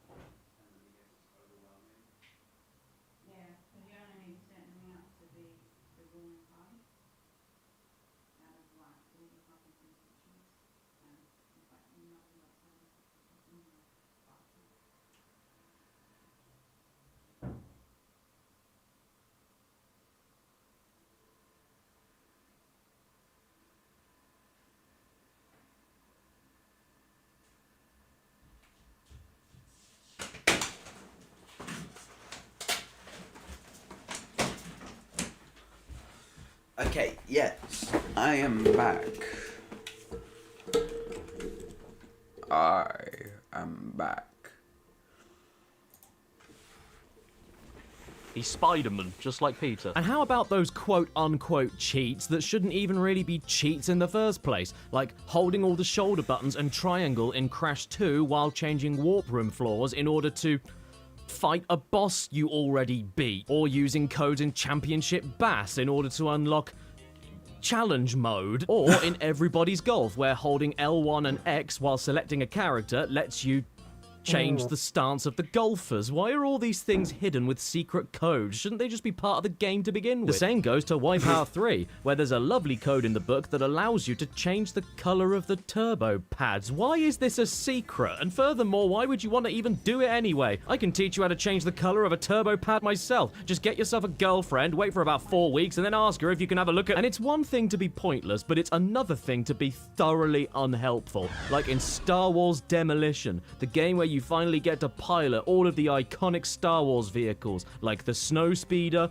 the AT-ST, the Pod Racer, the Land Speeder, and Boba Fett. You know what you need in a game where you have low gravity ships to steer? Even less gravity.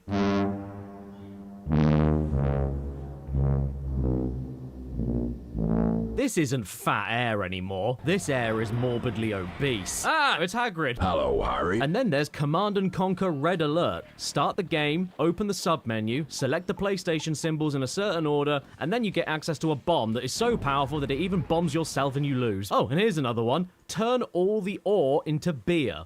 Okay, then what happens with that?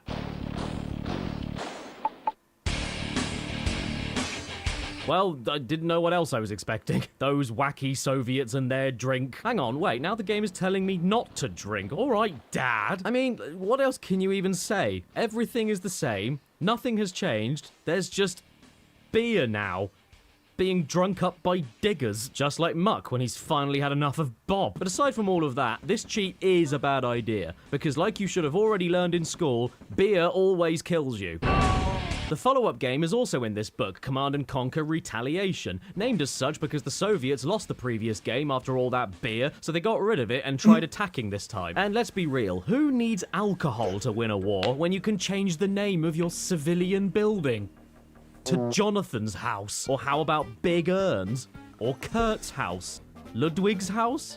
Claudia's home because she doesn't live in a house? Jason's manor? Simon's mansion? Munson's pub? Munson's pub? I have never met a Munson before. What kind of name is Munson? And why doesn't he own Munson's mansion? Right with that, comrade. Your mission in the Ukraine is simple.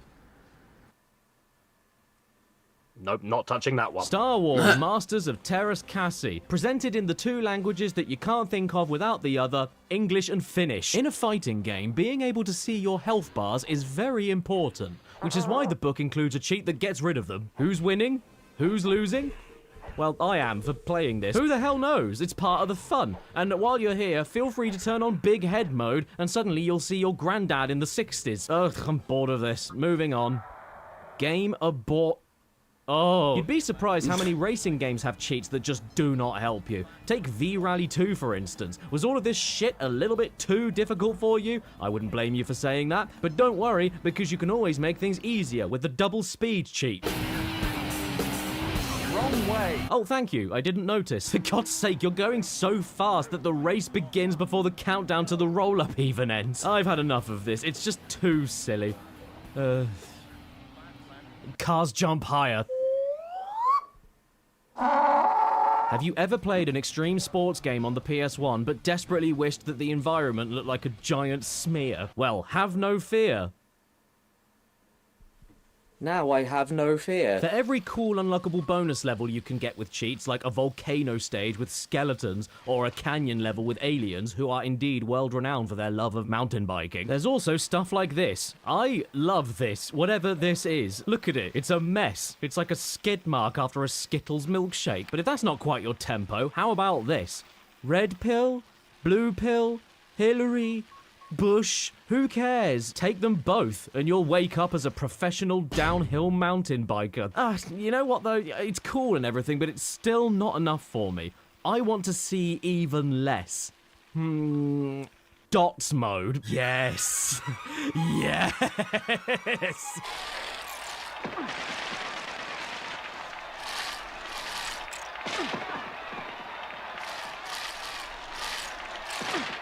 I thought I left all the bullies behind when I left school.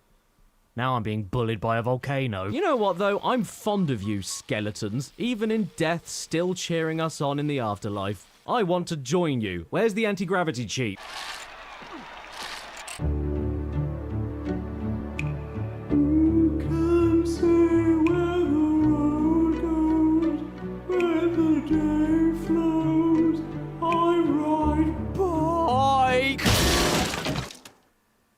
Did you know you activate this cheat by naming yourself Big Floater? As far as terrible, unhelpful cheats go, there's nothing quite like the ones that require you to do even more work than it would be to just play the damn thing normally and get the same result. In Destruction Derby 1, if you type in monkey as your name, start a match, and then do 5 360-degree spin attacks on other cars without crashing too much, which is way harder than it sounds, you will spawn a monkey on the track. And then, if your engine hasn't blown off yet, you can chase the monkey and hit him for an extra 50 points every time. Who even cares? By the time you manage to sort all of this out, you've either already made over 100 points or you're shown off on a speed limit PSA. Do you know how long it took me to get my first single 360-degree attack?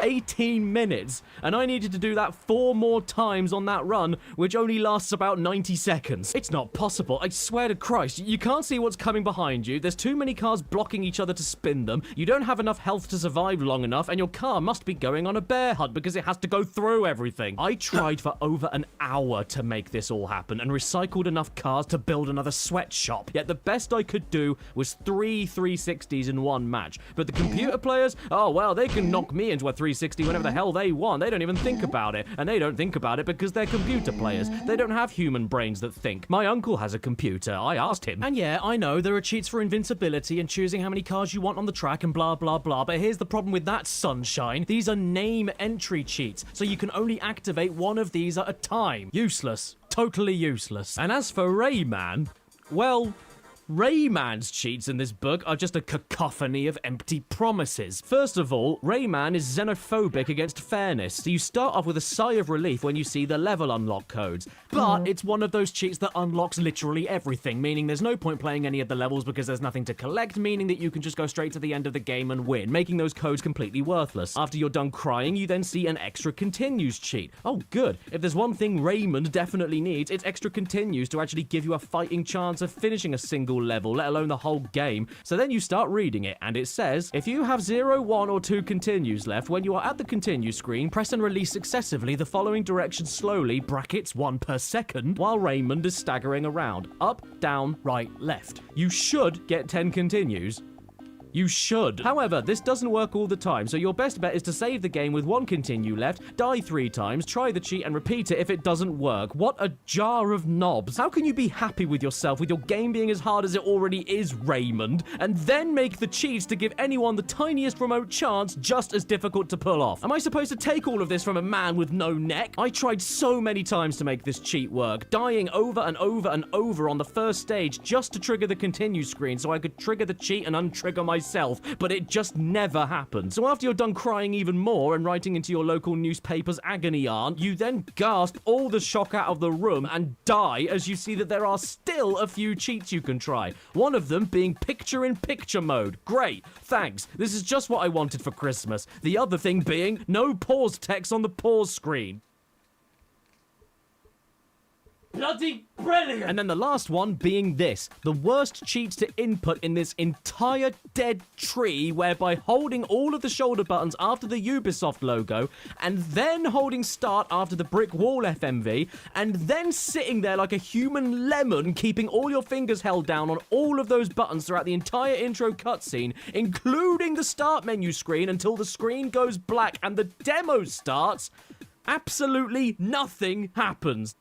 as far as I can tell. I didn't notice anything different, but according to the cheat book, apparently this is in order to activate a large Rayman demo, which can only lead me to assume that it increases the length of the start menu demo video, which you'll end up skipping anyway when you hit start because you want to play the game and the game tells you to hit start. Raymond, get your head out of your egg hole, and then as the final icing on top of the mud, you suddenly notice that, hey, by the way, these cheats might not even work on the platinum version of the game. You don't even have the common linguini hair decency to allow these meddling, pissy little cheats to work on all versions of your own game. And take into account the wording. The cheats may not work. They don't even have a confirmation. So the poor saps who desperately want something to help them with this 2D indigestion still have to attempt these just to see if they maybe work, including the continues cheat that has a 70% chance of not working if you're not frame perfect on the copy of the game that it works on to begin with. Raymond, I am filing for divorce next week on the grounds of no consummation of the marriage and no legs! I'm playing Tomb Raider 2 now, and there's a certain cheat in it that really caught my attention because it's inputted unlike any other code in the entire book. You don't just hit a sequence of buttons, you actually have to make the character move in a very specific way and take your time with it. You hold R2 and then sidestep left, sidestep right, sidestep left, walk back one step, walk forward one step, release R2, hold left or right to spin around at least 3 times, and then perform a normal backwards jump to...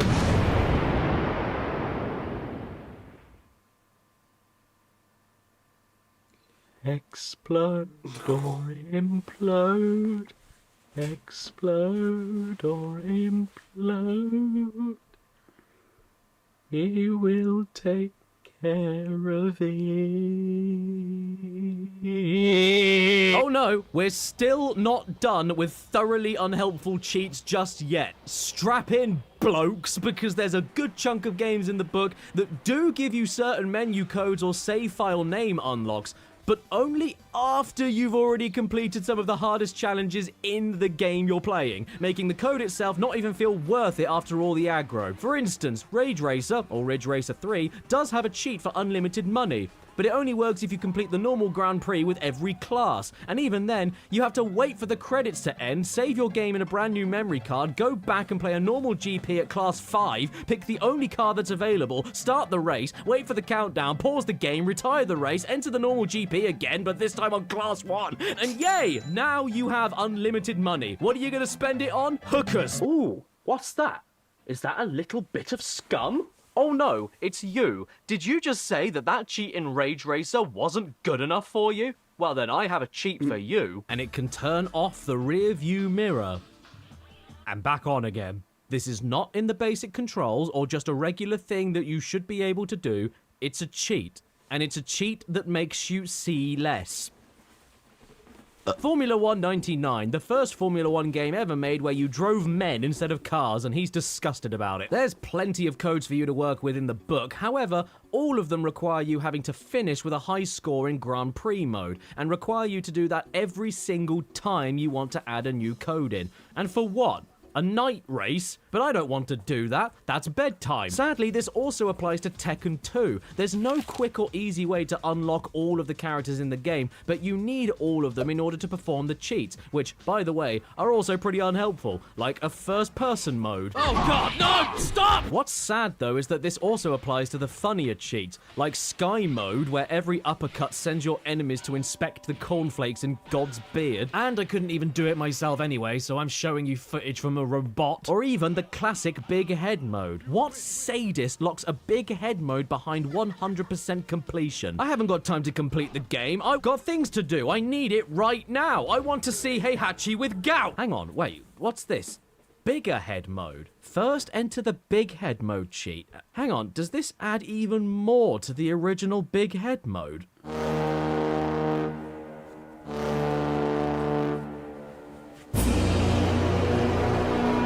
I didn't know you could play as the thing that killed the Titanic.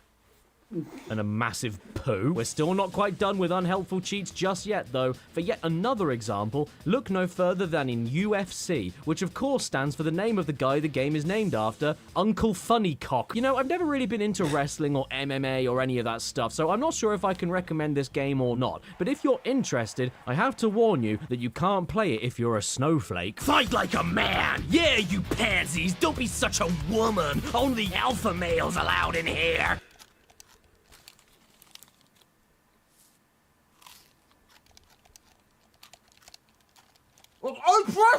Now, I will admit there are many cheats to unlock extra characters, just like Card Girl over here. Well, that's just lovely. And there's even a code in the book named after what my doctor said to me last time I had my pants down, Big John. But the cream of the crop of terrible, backwards, unnecessarily cryptic, utterly awful cheats to apparently reward you after you already struggled to beat the game completely goes to UFC. So first of all, yeah, you have to finish the champion mode or win the tournament mode. That's already bad enough. But then once you start seeing a text box appear on the screen, you then need to make sure another controller is plugged in, then press R2, L1 and L2 at the same time on that Player 2 controller, and guess what happens? You get to see a slideshow of the loading screens.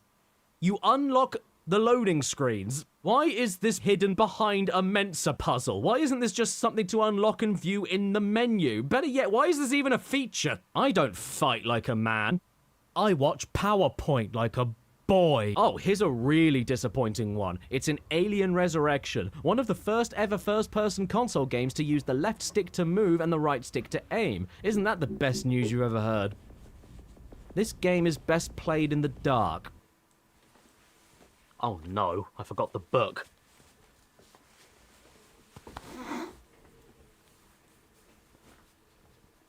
Can't see it. Yes, this game does have all the standard boring but useful cheats like level select, infinite ammo, invincibility, no chest burster, but there's one particular cheat in this book that led me on and then let me down, and I've never been stood up by a book before, so it really hurt. There's a cheat written down here known as research mode, and when activated, you gain access to a screen with many light switches, and by turning some of them on and some of them off in different patterns, you can affect the way that all the enemies look and behave.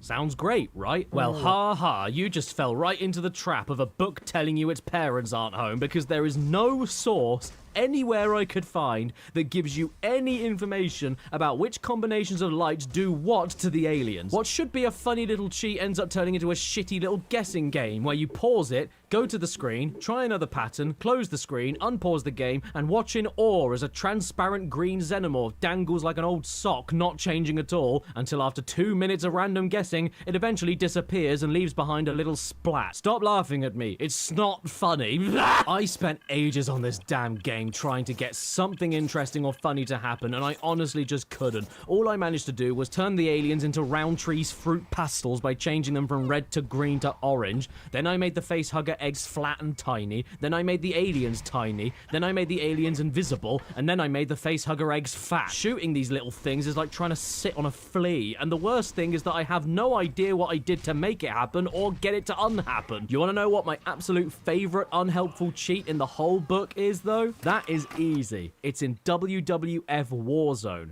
the only wrestling game that strives for nothing else but realism. Yeah, alright. Okay, so, much like the other games that I just talked about, the book tells you with this game that you need to beat it multiple times with multiple characters in order to unlock everything, which you will be doing anyway, so thanks very much for that reading. But, once you've done all of that, there is one extra special hidden secret code that you can now use. You go to the elevator, press L1 and R1, and you get to see the cheats that you have. There is a cheat code in this game to see the cheats that you have. There's no codes to unlock those cheats. The only code in this book allows you to view the cheats that you got yourself by playing the game normally. I am going to eat my own head. Actually, no, I changed my mind. These are my favorite useless cheats. There are 2 games mentioned here, NASCAR 2001 and Buster Groove 2, that were never even released in the country that this book was sold in. I'm not making that up. Buster Groove 2 is Japanese, yes, but the English versions of these games are American-only releases. Can you you possibly get any more unhelpful than that? Actually, you know what? Maybe you can, because there are some cheats here for NHL 2001 and 2000. What, so do the cheats work for both of the games? Or could it be that they only work for one of these games and they forgot to double check before printing the book? I have no idea, so I guess there's only one thing this could mean, and that is that you have to play both games at the same time.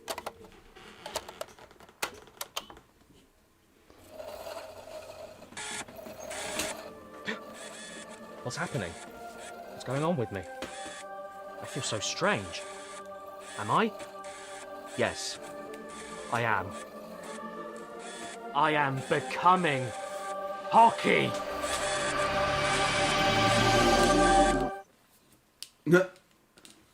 Hi, Caddy. How are you today? Oh, hi, low-gravity Caddy. I'm alright, thanks. How are you doing? I'm feeling pretty good, thanks. I lost some weight recently. Oh, yeah? How much? All of it. Wow, you must nearly be a size 0. Well done. What an inspiring and healthy story. Thanks, Caddy. Anyway, I couldn't help but notice that you were looking at a PS1 cheat book, and I wanted to give you my 2 cents, because I remember the days when you could unlock lots of things without needing to spend any money, which is a lot different to how the industry works today, even when the unlocks aren't that amazing. Do you remember in Metal Gear Solid 5 when you had to pay for the tuxedo when it was just a game completion unlock 20 years? Part 1/3 of the number of the beast. Not cheats. You know what these following cheats are not?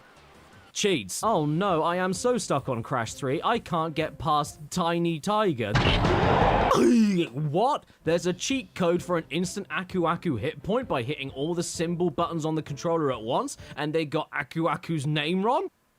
And I scanned a bit of old food on the page? Hell yes! Come on then, boogity me up. Wait, it's false? How could you do this to me, Bonus Bob?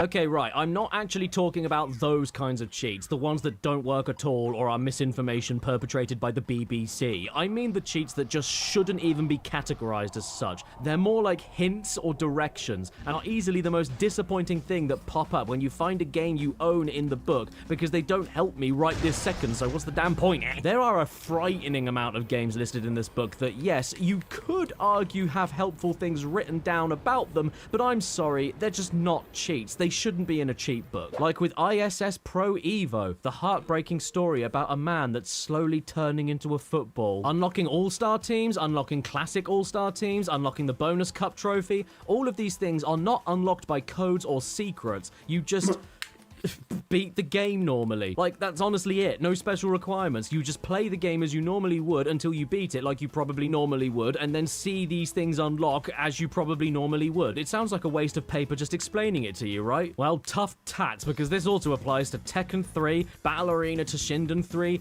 Flintstones Bowling, Bio Freaks. Yeah, you're not kidding. Bushido Blade, Walt Disney World Magical Racing Tour, Buster Groove, Kensei Sacred Fist. What are you doing, mate? Did the guy next to you just fart? Chicken Run, Dino Crisis 2, Jamalami, Ronaldo v Football. No, Ronaldo, don't go up against football. What if he has a mace? Metal Gear Solid Special Missions, Libero Grande, Gran Turismo 2.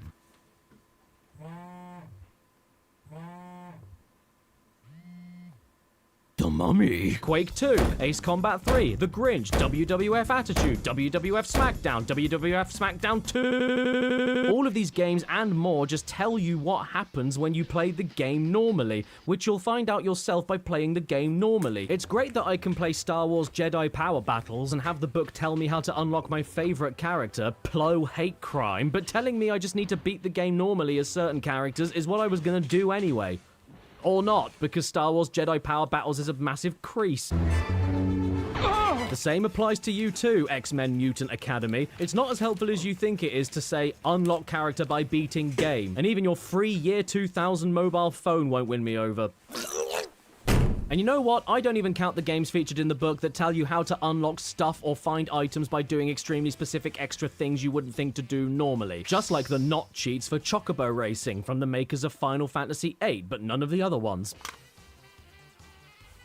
Final Fantasy VIII coming soon. So they haven't even made it yet. Who made this game? The book promises you access to a new class, mirrored tracks, and bonus characters. Sounds great, right? Well, not only do you have to finish the game, which you probably would be doing anyway, but then you have to not only keep beating the game up to 10 times to get all the characters, but then also hold different buttons while highlighting other characters in order to play as them afterwards. I really feel like I cheated the system by doing that. Thanks for that. By the way, I never introduced myself. Hello, my name is John Egg on my face. Dead or Alive is terrible for this, and I honestly can't be bothered with any of it. The game already has 9 personas. Isn't that enough? Beat the game once with any character and wait until the game timer reaches 3 minutes exactly. Get all 7 costumes for Kasumi and then play the game for 15 hours. Beat time attack on normal level in under 5 minutes and also wait until the game timer reaches 6 minutes. What chode put this in? Then there are the non-cheats for this game in the book. Kudelka, the self-proclaimed sexiest gothic horror RPG on the PlayStation. I'm hard. Look at these so-called cheats to get some secret items. It's actually very straightforward. All you have to do is make sure you have 10, 21, 32, or 43 items in your inventory when the game clock numbers reach a repeated hour, minute, and second, which due to the minutes and seconds not being able to display higher than 59, means you have to get the first inventory amount correct for the first 5 hours, but then skip over to 4 hours ahead to 10 hours. And I'm saying that's 4 hours ahead because it's not 5 hours you're skipping from, it's actually closer to 6, and you can't have 6 hours on the clock. But it doesn't matter because then you can go back from 10 hours to 11 hours, and then not 12, but instead 11 hours after that at 22. What is this, syphilis? Do you want to unlock a master character with maximum stats in grind session? Well, that's easy. Just finish the game 100%. Oh, is that it? Why would I want a maximum stat character when I've already beaten all of it? Wait, what's this?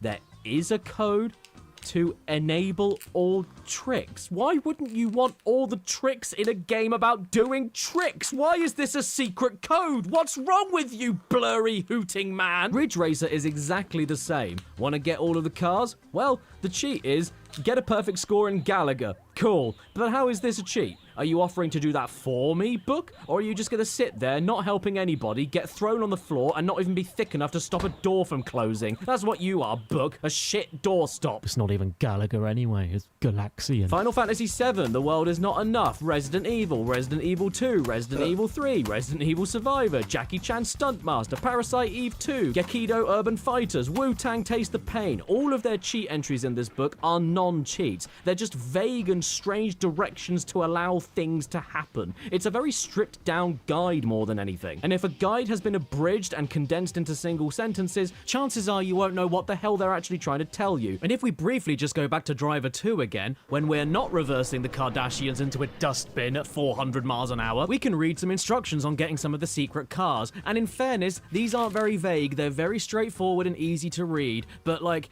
go to Chicago, press switch to open baseball stadium, Buick is in the car. These aren't cheats, they're coordinates for Google Maps. Even Front Mission 3 isn't safe from this not cheating in the book. You know too much. No, I don't. That's why I'm reading this, you mump.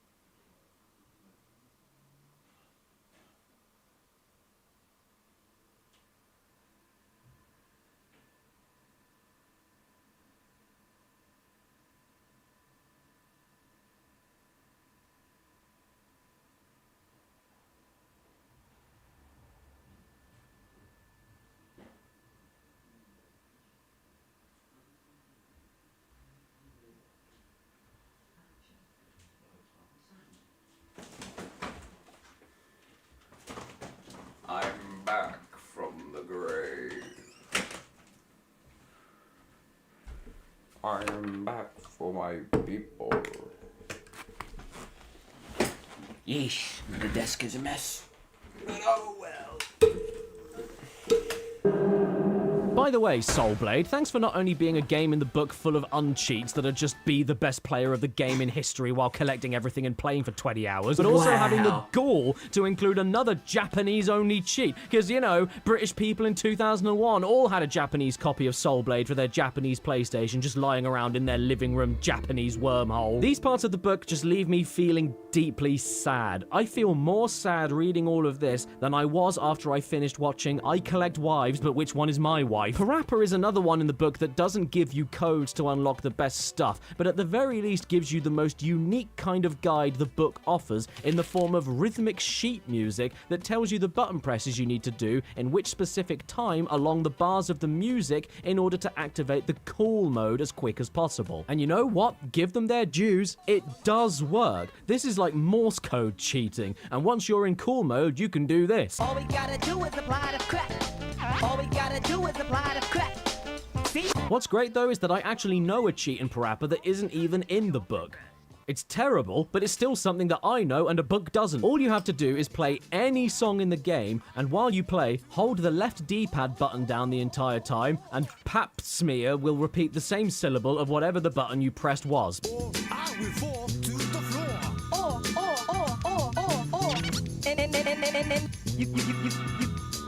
In the rain or in the snow. Got the funky flow. I have never sold everything. All you ever need is to be nice and friendly. You know, Biggie has been real quiet since this dropped. Partly because he's dead. One last game in the book with a load of disappointing non-cheats is NHL Rock the Rink. Don't rock it too much though, or you'll end up like him. Why is this box so damn heavy? What did they stuff in here to upset this man so much? Oh, well, I'm not interested in rocking your rink until you wear jeans that fit you. Ooh, look, an EA Sports catalogue. Oh, this takes me back. Let's have a quick skim. If it's in the game, it's in the game. Yeah, I suppose it is. And the catalogue has a collection of current and upcoming EA games for all the sports that matter, like football, basketball, golf, ice hockey, freedom football, superbike, supercross, coming soon, NASCAR, football, and cereal. These are the only sports that matter, eh? Does cricket not count, EA, you British racists? The absolute worst game in the book for this kind of thing, though, is probably for Madden 2001. Even the guy on the front cover isn't impressed. No, please, stop. It only has one cheat that tells you how to unlock the Millennium Team, and all you have to do is get all 296 Madden cards in gold. Wow, is that all? Sounds doable. Thank you so much for the cheat, Bin Laden. Who's that coming down the stairs? I swear to God, if it's Bin Laden... Hi, Jim, it's me. Oh, phew. It's not Bin Laden, it's a euphonium. Yeah, that's not a tuba. I studied music. Fight me in the mud. What? No, this is a gymphonium. Huh? What's a gymphonium? It blows gyms. Wow. Could you please show me? Yeah, sure. Hello? Well, you definitely blew a gym. Yes, I did. Hello?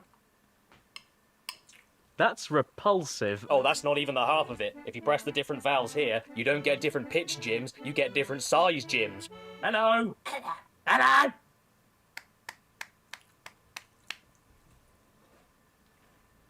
That was 7 claps.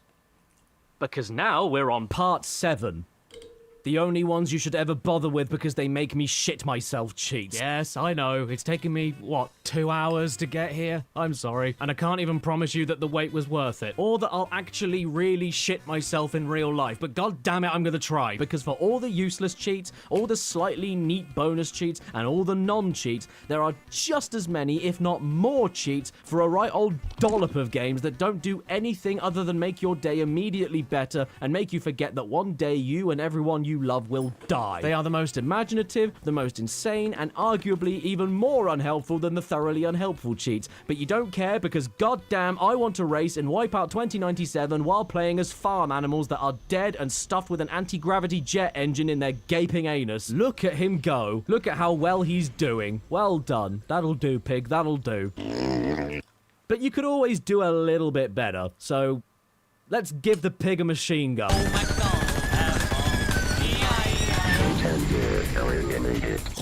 I mean, a snail isn't technically a farm animal, but you can find them on a farm, and he's very cute, so he can stay. Have you ever been to a shark farm? Or how about some of the cheats for Tommy Mackinnon Rally? The only way you'll beat this is to strap yourself into a car and do the real thing. Why am I playing it then? And why would you tell everybody not to buy your rally game when you could type in a code and play as a bus? I would pay good smelly cash to make this a real life thing all over the UK. Bus speeding should be the only driving offence that's let off. In fact, for every passenger on board, you should be allowed to go 1 extra mile per hour. Oh, and by the way, to top it all off, probably my favourite cheat of all time is in this game. If you name yourself Peugeot, you get to drive a Peugeot. That's all that happens. I love it. Somebody stop me. I'm on a roll. Dead pig. Anyway, we've got a load of unstable cheats to get through from the book, and I figured we'd start tame with a load of sports games, kicking everything off with Brian Lara Cricket. His full legal name.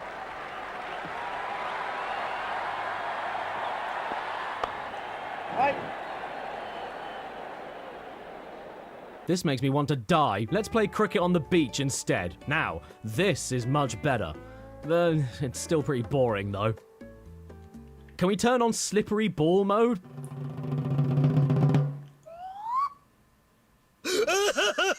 Hey, don't look at me. I don't know what's going on. I had arms this morning and now I've got fins. There is something innately satisfying watching a load of professional bores who are only paid based on their ability to catch a ball never be able to catch a ball. I almost feel bad for them.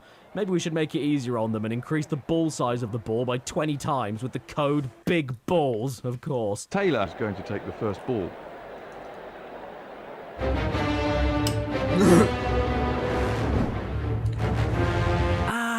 Sorry I missed your wedding last weekend. I was busy bowling with my uncle's prize tomato at the fair. Well, even though that was a game about cricket, this was actually kind of fun, but I suppose I wouldn't expect anything less from the game of the century. So, every single game that ever existed in the 1900s was leading to this. The apex of what we know as games to play in the 20th century was reached and peaked by Brian Lara Cricket on the PlayStation. Brian! For another sports game with stupid cheats, we can also take a look at This Football Is, endorsed by the pros at FIF. No, I'm only joking. The real name of the game is actually This Is Football. No. This is man. According to the book, we can sadly only activate one cheat at a time, which is a huge shame because I really wanted to see tiny players with big heads. But the big heads alone are still decent enough, and these heads are mountainous. This lad can't even keep his head up, it's so heavy. Dugarry! Great stop by the goalkeeper. Well, that's not fair. Of course he blocked it. His face is wider than the goal. And that's not all you can do in this game. There's also tracksuit mode, which is what happens every time the office heads out for lunch. And then there's leather jacket and jeans mode, honouring the decades-old tradition of all the football players after the match going to a theatre to perform the stage musical of Grease. Oh, also, you know how we had those sweaty old festy cheats about women all that time ago? Well, it took us long enough, but finally the men get a skimpy cheat for themselves as well. Look at them in all their glory. Hang on. McDonald's sponsored this game.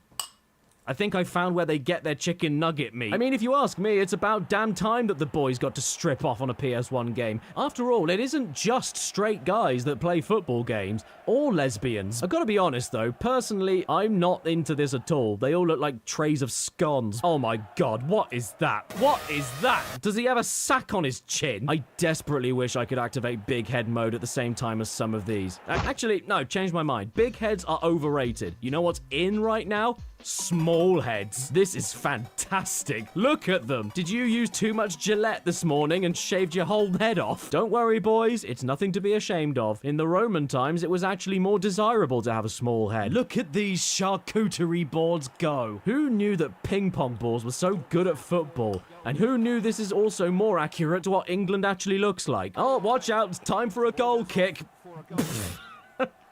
Jesus. It's like my big toe got dressed up for the World Cup. Hang on a minute. No, that's too long. Heads, football, heads, head football. Hello, this is Clive Tilsley, speaking to you live from London. You join us for this friendly match. Ow! Ow! Ow! Ow! Look, everybody, it's David Neckham. By the way, I have enough evidence to accuse this head of still being alive and illegally interfering with the match. While recording footage, the only goal that was scored during every game I played was while we were using this head as the ball, and it wasn't even for my team, which obviously means he cheated with his French bias. Big baby mode.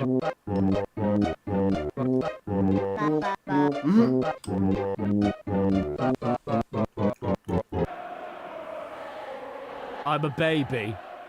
What do I do with it? Whoa, wait a second. I didn't change my team before putting this cheat code in. Where did this guy go? What's happening? Did this cheat just whitewash the England team? Where are the other races? Black babies exist. They made a game about one on Steam. See? Whoa. Did I just say steam? As in hot water? And if I take the letters out of those words and mix them around, I get some of the letters to the words Tony Hawk's Pro Skater 2. Well, I'll be blowed. This game has a cheat where if you do some button pressing on the pause menu, you get dick. Officer, that is. Yes, we're kicking off Pro Skater 2 with a super cheat, which can be a bit boring, as I said earlier, yes. But in this game's case, it doesn't just give you the whole game playing itself kind of cheat all at once. It gives you far more deranged shit. So thank you for that, Bob Burnquist. But your name isn't Bob anymore, it's Rim. So how about we use the super cheat to play as the actual Spider-Man with all of his web-slinging special tricks and make everything in the game move 25% faster. Or, because I'm playing the European PAL version of this game, normal speed. Yes, this is very nice. Yes, thank you for the offer, but I'm afraid I don't drink. I was more curious what our favourite officer would look like in fat mode.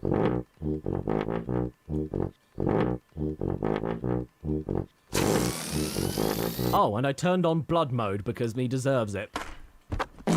Something that you maybe didn't realise in Pro Skater 2 is that there's actually a C skin for Tony Hawk, where you get to play as him how he looked in the 80s. But the sad thing is that they weren't historically accurate, because back in the 80s, Tony Hawk was Shaggy from Scooby-Doo. And they also missed out his tragic backstory, where legend has it that because of just how stick-thin Tony was back in the day, with the slightest breeze, he was able to fly. And in the dead of the night, Tony would hover above the streets of New York City looking for a pretzel, and some nights he would go without food for so long that out of desperation he would even resort to chasing down subway trains and harassing the passengers for the nits in their hair. Yeah, I know. Very sad. It's a true story. And then eventually he pissed off everyone so much that they ran him over. I'm feeling way too sorry for this runt. We need to get some food in him right now. Wait, hang on. If you keep inputting the fat mode cheat, you make your skater even fatter. How did I not see this before? Why didn't you tell me about this earlier, Karen Hawk?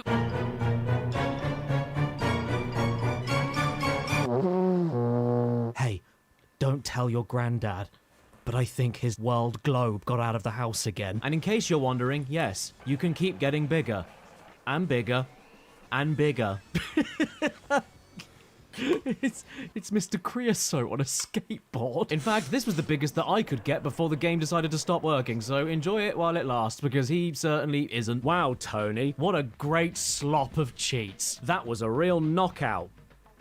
Kings 99. So to get the cheats working in this game, we need to create a new boxer for career mode. And here he is. His name is Crisps, and his nickname is Mr. Fist. But all of this effort does pay off in the end for a big head mode. Oh, was that it? Well, that's not very exciting, is it? Why did I put that in this part of the video? Oh, my mistake. Cheats carry on the next page. Do you want to fight as a bear? If you go down in the woods today, you're sure of a big... Well done, bear. You threw 78 punches and landed 16 of them. You know what? Now I'm on the topic of Knockout Kings. Let's jump right into this one. Knockout Kings 2000 Sadly, there are nowhere near the same level of funny cheats compared to 99, with pretty basic things like extra boxers. No thanks. I have plenty. But there are some winners in here, like you can always box as a Cyclops, a gorilla with gorilla written on his shorts in case you didn't notice he was a gorilla, Joaquin Phoenix, a bulldog with legs. Did you ever notice that furries never dress up as ugly animals? And my personal favourite, Baby, whose name is Baby, and he's an assassin. Yes, look at him go with his safety pin nappy, his single curled hair, and his cigar. He reminds me of myself when I was a boy. And last week. And here is my opponent for tonight, but I can't tell where he's from. Yeah, mess him up, get shanked, bruv. Oh no, don't look so scared, tiny baby. You've got this. Go for it, I'm proud of you. He looks like Wings of Redemption. Get back here, come on, get back here, you bitch. Look here, look, listen. One big baby fighting in the ring.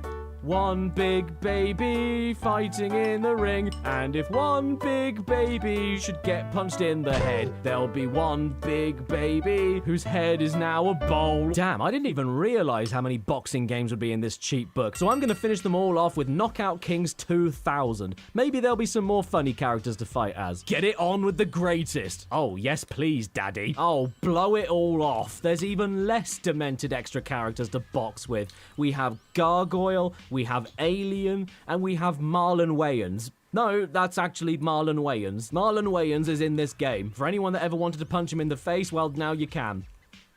Before he has a fight, do you think he has to submit his Marlon Wayans? That's not quite enough for me, though, so I'm gonna name myself Minheim, and I'll be from Germany. Ah, I see. It's not Minheim, it's Mini-Me. You're all mini now. In fact, you're so mini that the camera can't follow you properly, or even get you in frame when you arrive. It's about time we started making a professional sport out of filming children beating each other up. Yeah, go for it, you little roach. Get him! Get him! Now, I'm not one of those people that thinks that school bullying needs to come back, but I can be convinced if there's money in it. So, the final cheat I wanted to look at in this game was one that intrigued me deeply.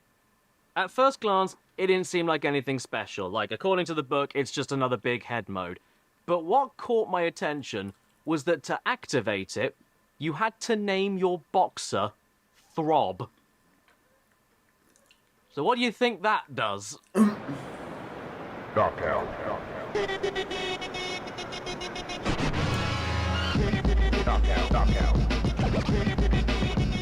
Yes, ladies and gentlemen, we are playing as a lung. This is the greatest thing I've ever seen. Please, please tell me the other dude is throbbing too. He is! Yes! This will be the fight of the millennium. David Bunch versus Throb. Abandon ship, load the revolver. I'm about to play Russian roulette without the roulette. Life has peaked. Big head mode officially has a new king. It can't get any better than this. Now listen here, old chap. Did you compliment my sweetheart without her being betrothed to you? I will not stand for this, you old skank. Come along then. Pip pip, let's have it off, you cad.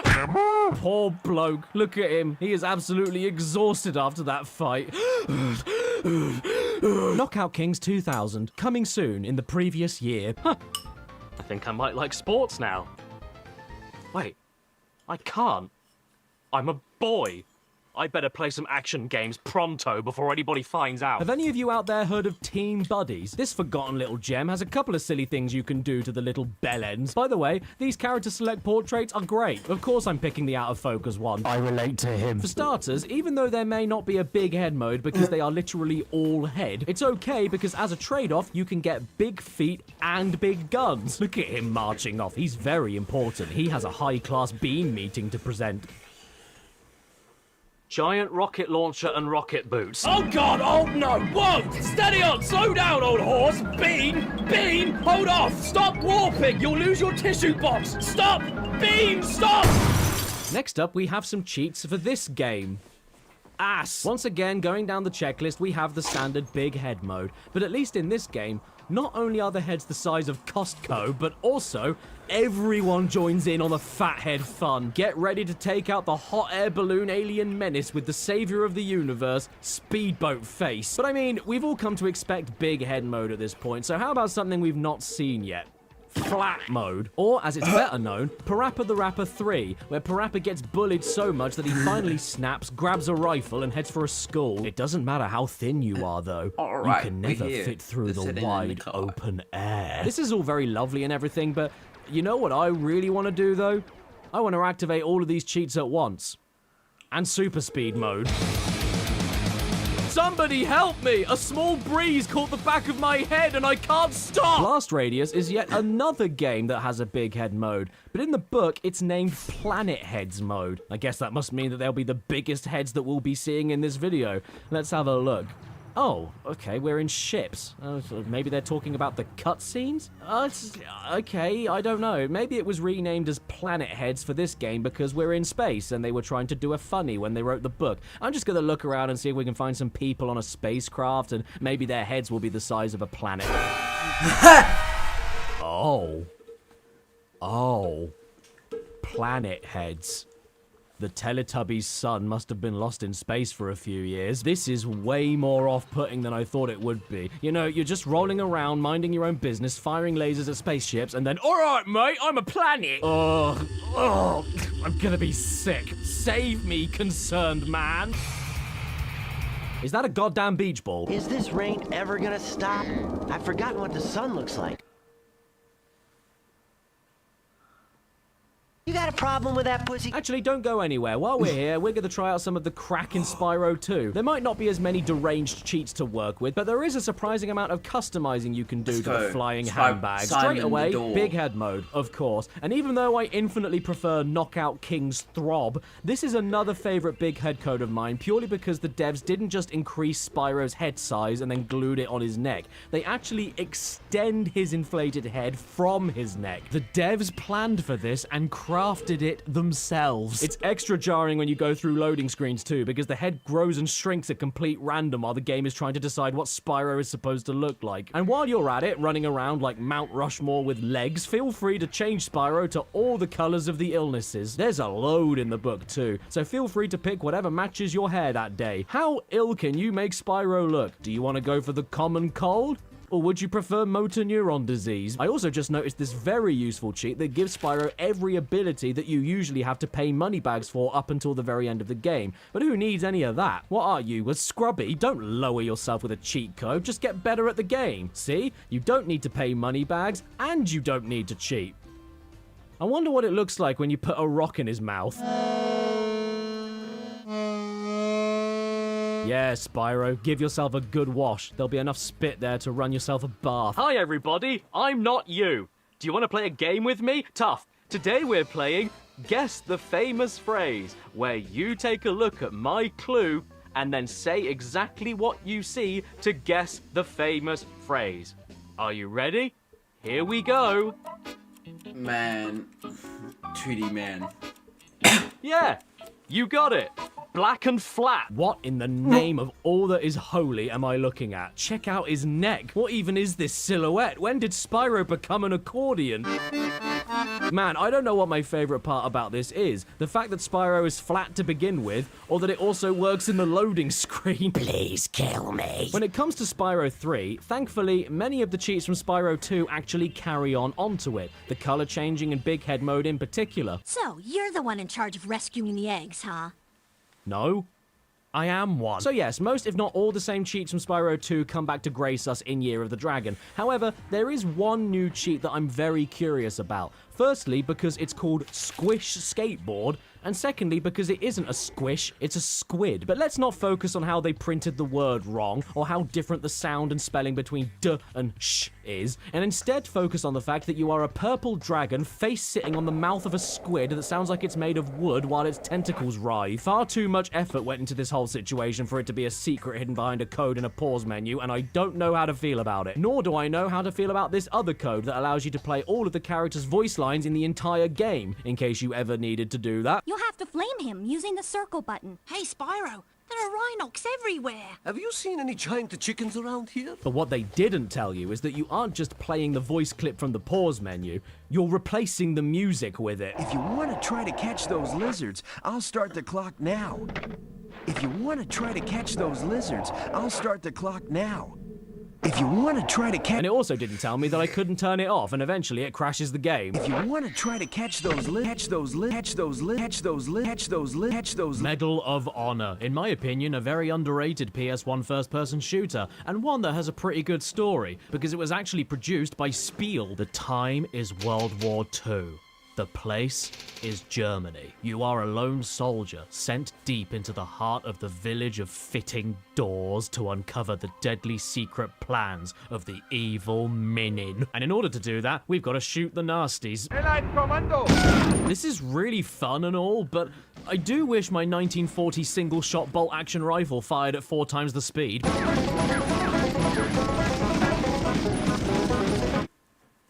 And my rapid-fire SMG. Yes, nobody can stop me now. You don't have a mine in your camp. You may also be thinking to yourself that all of this is still very fun, but you desperately wish that all of the German soldiers were speaking English because you hate foreigners. Well, don't worry, because with another code from the book, you can turn on American movie mode, turning all of the badly muffled German soldier dialogue into badly muffled English dialogue. Don't hurt me! I'm German! No, you're not. You killed my friend! And I'm not sure if making a cheat that forces one language to start speaking another and calling it American movie mode is an insult or not, but I hope it is because ha.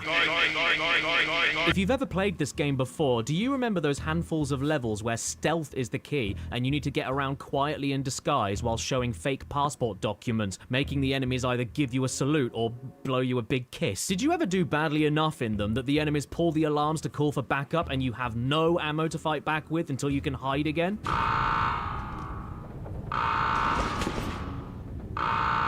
Yeah, that stuff was intense, wasn't it? Well, if that's too scary for you, you can always change the alarm siren to a clicking noise that makes it sound like the boat you're on is going to blow up. This is much better. Yeah, this is much better.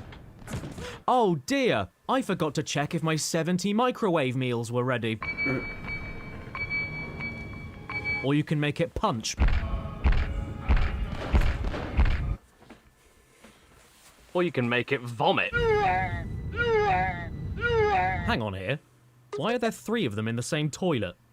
I didn't think these guys were into that kind of thing. And the fun continues with Medal of Honor even into the multiplayer mode, where by typing in the cheat codes, Nutcracker, Big Fat Man, Woof Woof, and Das Booty, which I'm pretty sure I saw online once. Twice. Once, you get access to some people that were major players in the events of World War II that the libs never wanted you to know about, like Winston Churchill the Prime Minister, William Shakespeare the poet, Bismarck the dog, and Panzerknacker the Twinkie. Winston Churchill versus the Velociraptor. See, everyone? Everything you learned in school was a lie. No soldiers ever got stuck on the beaches of Dunkirk, Pearl Harbor was never attacked, and no civilians anywhere actually died. The victory of World War II was claimed by Churchill all by himself using a rocket launcher on Germany's secret weapon, Stephen. At any rate, that is what we're going to try to do. Winston Churchill has defeated the Velociraptor. You're damn right he did. Well done, Winston. What have you got to say about that? That is the result of His Majesty's government. I'll be led into an ignominious... Oh, for the last 2 wacky cheat codes in this game, you can even see some pictures of the lead game designer and technical designer as children. Surprise, AJ. Good luck, Snooks.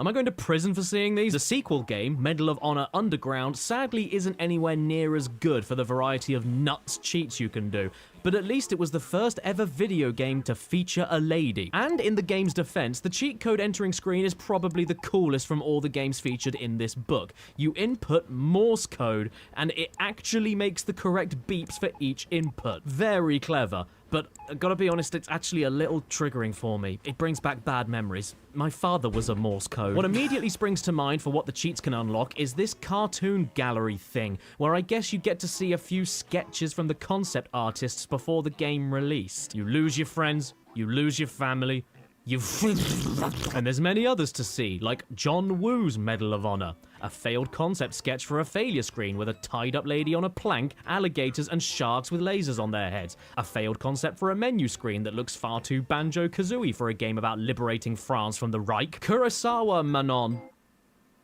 What? Don't even think about it, Ken. What? Then there's a sphere and globe joke I don't get, a reference to the Survivor TV show I don't get, a parappa joke I don't get, an irrigation joke I do get. No, wait, actually, no, I don't. Monkeys of Honor doing a hit viral video from a man that went to court in a beanie, Medal of Honor card, Go Team, Go Team, Go Team, Feliz Navidad, Man, and Stinky. There are a fair few multiplayer skins to unlock as well, though, like Quasimodo, the Statue of Liberty, and Shrek. Yes. But the best unlocks from the cheat book come in the form of the Panzernacker Unleashed missions, where a distress call comes in warning you about a castle in the mountains harboring a secret weapon guarded by exploding green men, medieval knights with that symbol on it, dogs dancing in the corridors, dogs dancing in the ammunition cupboard, dogs driving tanks, and dogs with bazookas.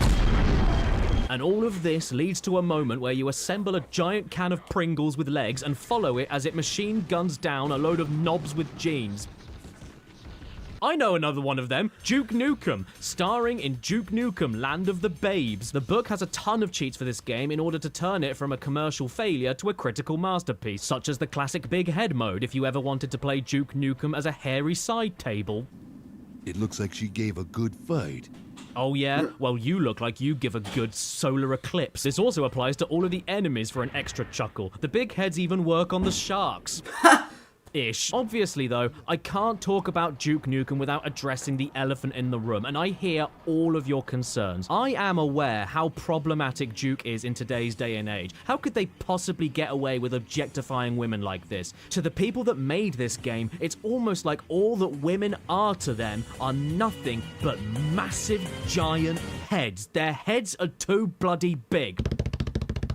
This goes far beyond the realm of realistic or reasonable. These aren't what I'd call proper milkers, and where is their armor? How unrealistic is that? Why aren't they wearing helmets for these? Oh, it's probably because they're so big you can't even buy that size in the shops. Is that all these ladies are to you freaks? Just a load of giant heads? Shame on you. And as a punishment to teach you a lesson about feminism, there. Now nobody can enjoy them, and we're all happy. I think I'm starting to prefer tiny head mode over big head mode. Why didn't more PS1 games utilize this? It's hilarious. Duke, my man, your chin is being eaten by your own shoulders. And the same can be applied for the enemies. Look at these shrivel heads. They couldn't even plug a hole in your shoe. If all of this is a bit too silly for you, though, you can even activate a first-person mode to make the game feel closer to the original Duke games on PC. And it's very useful if you ever... yeah. However, for as great as all of these cheats are for Nuke... Hello! There he is. I'm off to Japan. Bye! Okay then, don't make a mess. Anyway, for as great as these cheats are for Nuke, there is one that tops all of the others by a considerable margin. And it is known as Wacky Cinematics Mode. And what does that do? Well, even though the book doesn't describe it, and due to an element of luck, you might not notice anything for ages or even think it's working, this cheat randomly swaps out the enemy and NPC character models during the cutscenes every time you see them. However, this only works with the character models that exist within the level that the cutscene is taking place, so a lot of the time it's not even particularly funny. Except for the intro. Duke Nukem may be heading for the land of the babes, but little does he know that it's actually been overrun by the babes. It's a total babe massacre. They've lost their minds. And their bones. Duke, we have no choice. If people are gonna call you sexist towards the babes, then the only way forward is to get rid of all of them. Now everybody's happy. Well done. Duke Nukem fixed misogyny. But wait, if all the babes are gone, who will be his lay? Well, luckily, Duke is actually very socially conscious and open-minded. Mum, Dad, there's someone very special I'd like you to meet. My giant smelly rat girlfriend. Duke, thank goodness you received our message. You guys have all heard about furries. Well, that's not enough for Duke. He likes the real thing.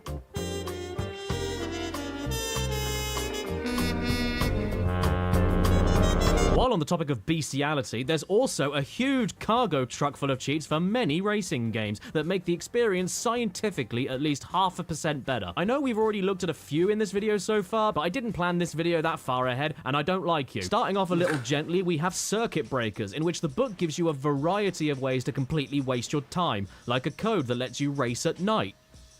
That's cool, I guess. But can I play the entire game upside down? Yes, yes, this is the kind of cheat that I live for. Even the controls are mirrored. This is absolutely horrible. Peanut butter on the roof of your mouth simulator. You can always go one better, though. How about racing at twice the speed? Yep, this is fine. I'm in control. I'm okay. But I tell you what, I wouldn't feel like that anymore if all of these cheats were activated at once.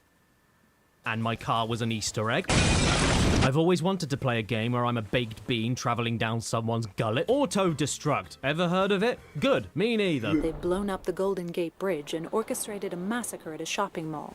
It was in this massacre that you lost your wife and daughter. Well, thank you for letting me down gently. I will bring death to your cities. No soul is safe. Let the harvest begin. Oh no, Gav, what are we supposed to do? Oh, I know. Use the cheats to turn the camera control off so it don't follow the motor no more. Help me, you old slag. How are we gonna get in the 4 stars backwards hotel now? I know. I'll turn off wall collision so the car can go anywhere, fall out of the map and fail the mission. Maybe pop in, step in time. Auto-destruct is very weird, even without the cheats, but while I was driving around looking for screenings of my favorite movie of all time, Ice Cream, I thought it would be fun to switch on blood mode. You'd think a game this horrific in its subject matter would automatically just have blood to begin with, but you'd be wrong. Apparently in the original release, this was okay, but spilling everywhere was going too far. And I think that's really unfair, because even for a blood mode, it's actually very considerate. It even waits for a second to appear after you blow someone up with a rocket. I mean, nobody can handle violence and blood at the same time. It looks more like you just shot a decorator and he dropped his last can of red paint. You've obviously got a long way to go. Oh, stop scolding me, game. I did the city a favor. He decided to go to the gun shop. Who knows what he would have done with one of them? Oh my god almighty, you can even spread the blood through your tire tracks. This is starting to make me feel sad. I need something happy to balance it out, like turbo engine mode with slippery tires. Come and get me, terrorists. You can't hurt the city anymore. I will. One game that immediately sprung to my mind while playing Auto-Destruct was the PS1 classic Driver, which just so happens to also appear in the book. And yeah, there aren't anywhere near as many dumb cheats as Auto-Destruct, but it doesn't mean that there isn't fun to be had, like changing the steering from the front wheels to the back wheels, which doesn't sound like a big deal, but it turns the whole game into trying to push a broken shopping trolley around Asda. Here's another cheat, Stilts mode. What the hell does that mean? Oh, that's what it means. I wish I was a little bit taller. Now I am taller. I wish I wasn't taller. Be careful what you wish for. Oh boy, look, it's mini mode. He's so cute. The absolute best thing about this cheat, though, isn't that all of the cars in the game shrink to the size of a stepped-on grape, but that the physics and hitboxes of the original car sizes still apply. If a hubcap spins off, it's bigger than the car. If you emergency brake, the skid marks are wider than the car. If you hit the air, you die. Even the brake lights aren't attached to the damn thing. This looks like terrified wildlife. Don't worry, little buddy, I won't let you get run over. Uh-oh, it's the pig. Oh, look, it's the tiny policeman. I'm not scared of you. You're so tiny. Vehicle is heading north. But I'm not a car. I'm an albino badger. On to the next racing game with cheats from the book, and I'll try to pronounce it, but please forgive my French. La Oh. Now, I know that I already mentioned this game earlier with the jackpot cheat to let you see a compressed backwards JPEG, and I did want to make this video only mentioning each of the games in the book one time because there's 230 of them, but Le Mans 24 Hours was the one exception to me because this game's other cheats are borderline psychopathic. First off, we have spaceship mode, where the entire game is thrown out on its arse and replaced with an actual shuttle going through actual space, complete with a spaceship gearbox. Does this mean you can fly, though? No, because NASA faked it, and if your spaceship goes off course even an inch, it falls off of space and heads straight for the floor. So this is why the Challenger blew up. Oh, no! Now, when I first heard about Le Mans 24 Hours on the PlayStation, I couldn't wait to play it, but I did think to myself that it would only be worth it if I could drive a hot dog, racing against cheese, racing against pizza, racing against the latest car from Mercedes, the Pork Pie GT. I had to drive the hot dog. Come on, can you blame me? Look at it. It comes with ketchup. What a rush. This is just like the last hot dog I ate. By the way, when you flip between the front and rear view during the race, you'll notice that the hot dog itself is perfectly symmetrical and doesn't change appearance no matter what end you view it. I think we found it, everyone. This is scientific perfection. This is the prime breaded sausage.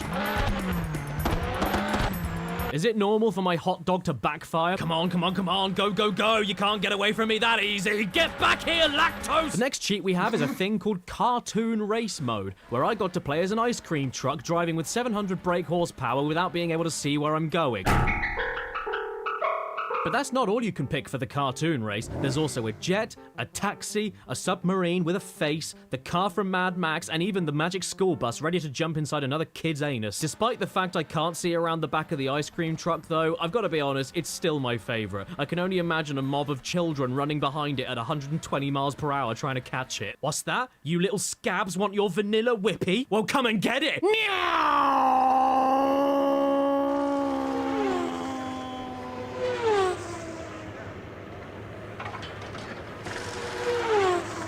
Did you know that when I was a toddler, this loading screen used to give me nightmares? I don't know why.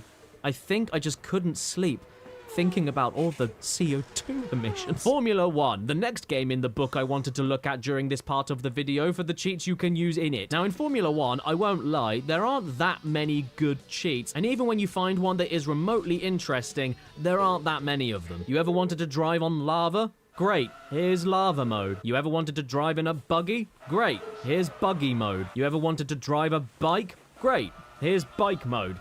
Well, it's not really a bike, is it? It's just two wheels glued together. Look at this! Look at this! Yes, I am.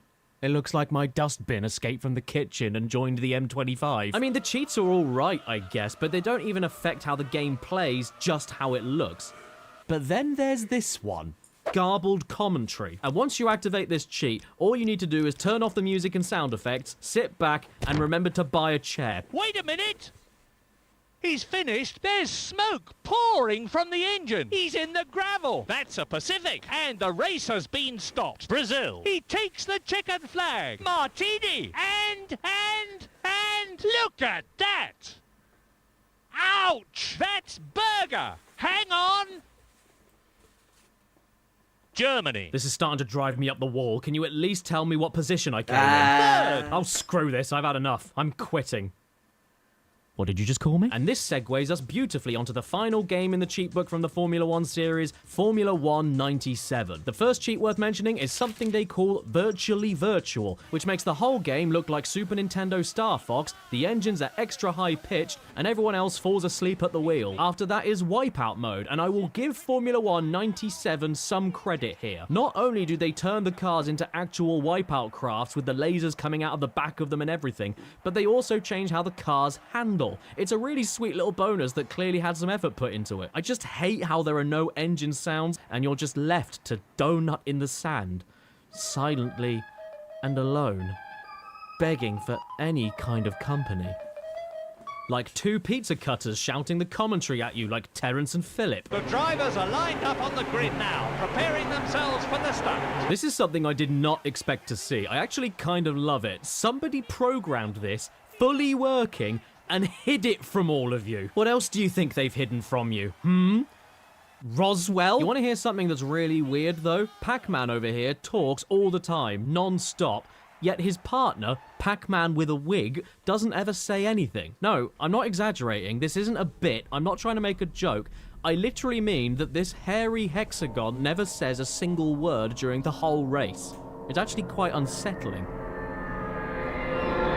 That's a Ferrari! Well done, yes it is. Have you ever heard the famous adage, why is it raining again? Oh yes, I'm British. Well, in Formula 1 97, with a quick name change here and a trip to the UK racecourse Silverstone, you get to experience what happens if you blaspheme against me, the god of the English. A plague of frogs I bestow to thee. And yes, you can check them all in first person with your arms like Elastigirl from The Incredibles. They are absolutely, indeed, frogs. And driving in frogs isn't exactly ideal at 200 miles per hour, but hey, at least it's better than driving in Wii. Just as a quick aside, I own the first 4 official Formula 1 games on the PS1, and every single title spells the number 1 differently. Like 1, 1, 1, and 1.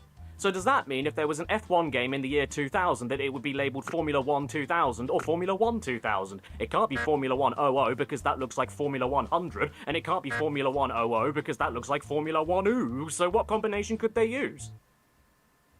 And what if there was a sequel to Formula 1 2000? Would they call it Formula 1 2002, which is like 6 numbers next to each other? Or would they call it Formula 1 2002, which looks a lot better, but when you say it out loud, it sounds like you're saying Formula 1 2002, which isn't even the right year? And would the sequel to that one be spelled Formula 1 2002 or Formula 1 2022? Not to be confused with Formula 1 2022. TOCA Touring Car Championship, a video game about the British Touring Car Championship endorsed officially by the motorsport event organisation TOCA, or as its official trading name is more commonly known, BARC. So in dog noise touring cars, you once again add in different names for your drivers to get different effects, alongside the most British activation noise I've ever heard. Cheat mode enabled. Cheat mode? Cheat mode. Cheat mode. I activated that by putting in a code. Sorry, just gotta answer my phone. After the code name, you still need to put a real name in though, so obviously I put in stoves. The first thing we're gonna activate is something called flashing sky mode, the best argument I've ever seen for drinking and driving. Getting a DUI has never been so fabulous. Another one in the book is cartoon background mode. But this isn't a cartoon, this is just England. Have you never heard of Cheddar Gorge? Well, that's it. Over there. The Cheddar Cheese Mountains. Made of cheese. Okay, fine, let's stop being stupid and turn all the cheats off. See? Doesn't it all look normal again? Well, yes, it is. Except down here. Watch out, other racers. Johnny Hamhands is behind the wheel. He's the biggest threat to national security since Jack the Ripper. You better not overtake him or he'll strangle you with his oven glove fingers. Of course, much like every other damn racing game we've looked at so far in this video, there is also a speed boost mode to make the cars go comically quickly and make the game virtually unplayable. So of course we're gonna activate it. At the same time as a cheat called Maniac Drivers.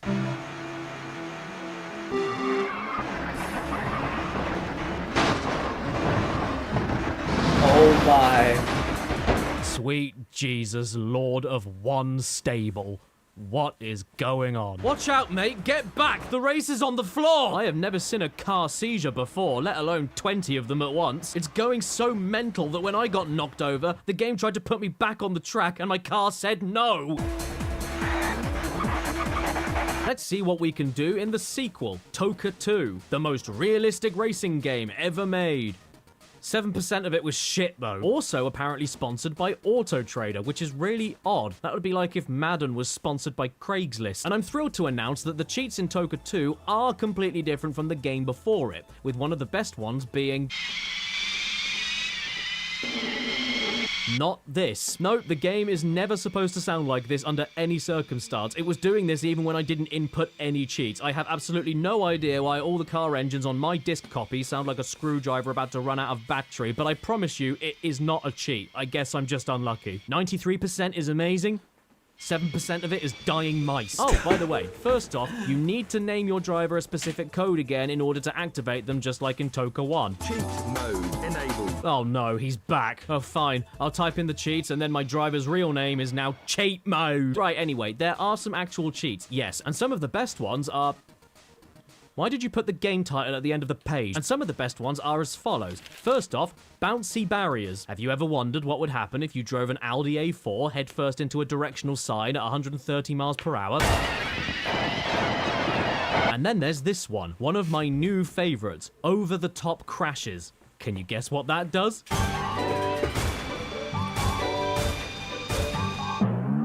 Oh, and before you say anything, yes, I did also notice stretch track vertically, and that sounded psychotic, so I turned that on as well. But sadly, all it did was raise the barriers by like 2 feet and made the background look like an old man's face. But yes, over the top, I guess, means everybody bounces gracefully and directly vertically into the air whenever they hit anything. How quaint, it's almost cute. This couldn't possibly go wrong. Oh my. Oh, thank God. My wipers are still there. Oh no, they made another Toka game. How many times can you make a game about the same company driving the same cars around the same roads? Well, 3. This time you don't have to change your driver's name to pop the cheats, so don't worry, none of us will ever need to hear cheat mode ever again. But come on, let's be honest with ourselves. How many times can you see a funny video game car crash before you want to do it yourself in real life? Enough of doing one cheat at a time, let's do them all at once. Chrome cars, motion blur, extra power, soft suspension, nitro button, double height hills, low gravity. And exploding curbs.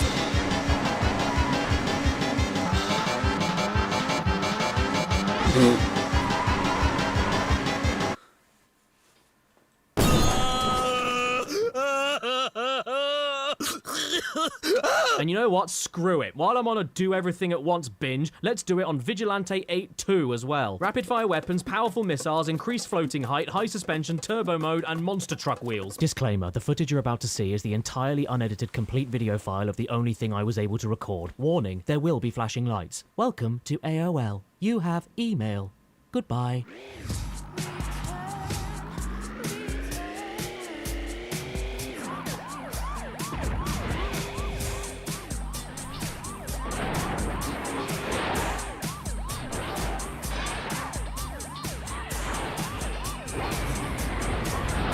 Oh!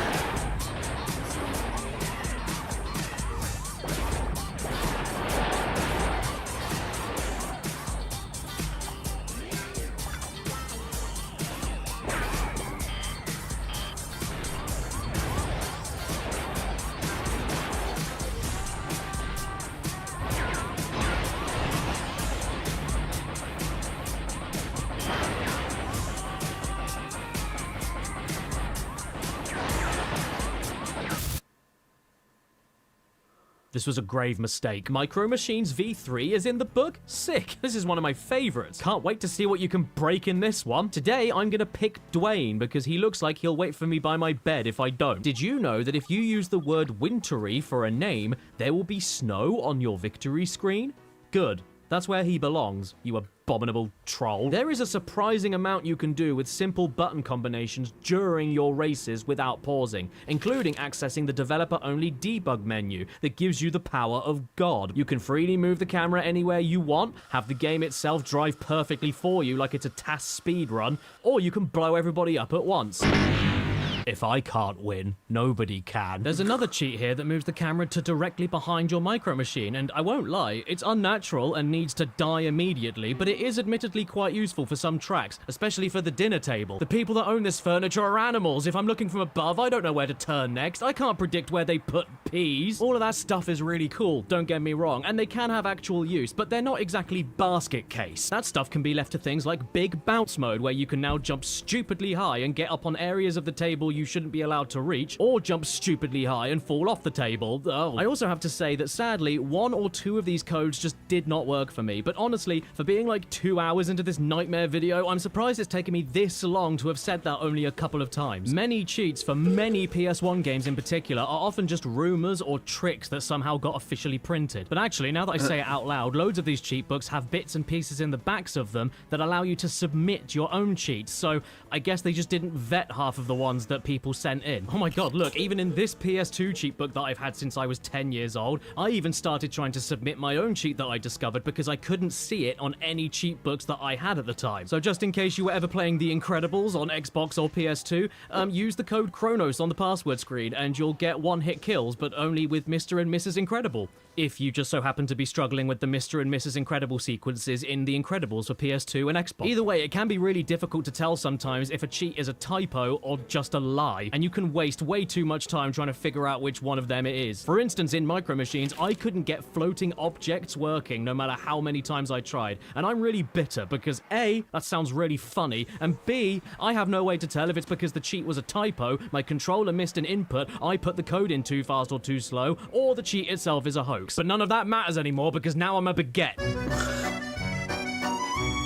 Or I can be a bottle of syrup, or a plate, or a brown bicycle seat, whatever takes your fancy, really. On any stage, you can randomly cycle through any of the objects on the track and then race as them, and it can get downright unhinged. Good evening, would you like a menu, sir? You know, I'm flattered. I would love to go out with you, but I'm afraid I am reserved. Dang it, man, I never thought driving as a pocket from a snooker table would be this difficult. Maybe it'd be easier if I played as a chunk of another part of the table instead. Yay, I win. Well done, side part of a snooker table. I'm a microscope, hear me zoom in. So that was cheating in Micro Machines V3, or as it's better known, Christ alive, I'm on fire. Hey, you! I see you. Stop gambling on the toaster race. You know what happened last time. You toasted the winnings.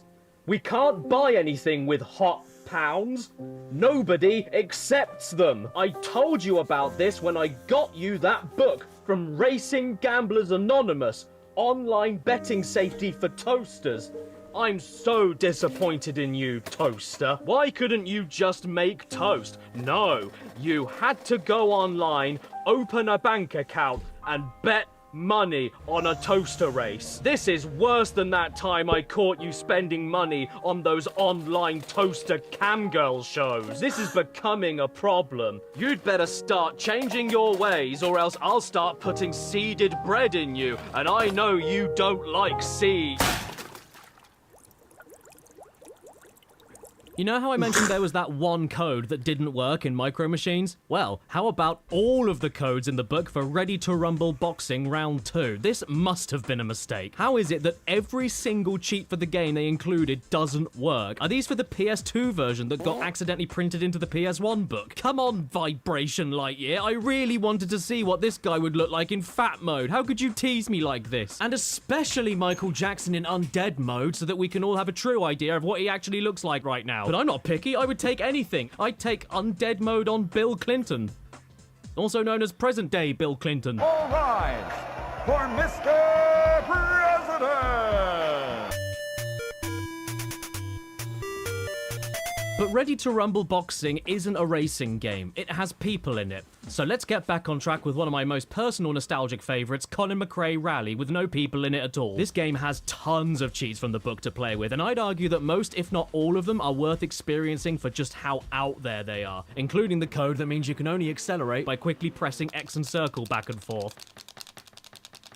That's good exercise. We'll start things off with the code TINFOILED, which wraps your Subaru Impreza in kitchen foil, which sounds pointless, but it's actually very important for protecting your car against the woke mind virus. And more importantly, it's ideal for keeping you safe from gamma rays, which we're gonna need because after using the code Night Rider, we activate night mode on all of the tracks. And you know what happens at night time? Yeah, that's right. Probing.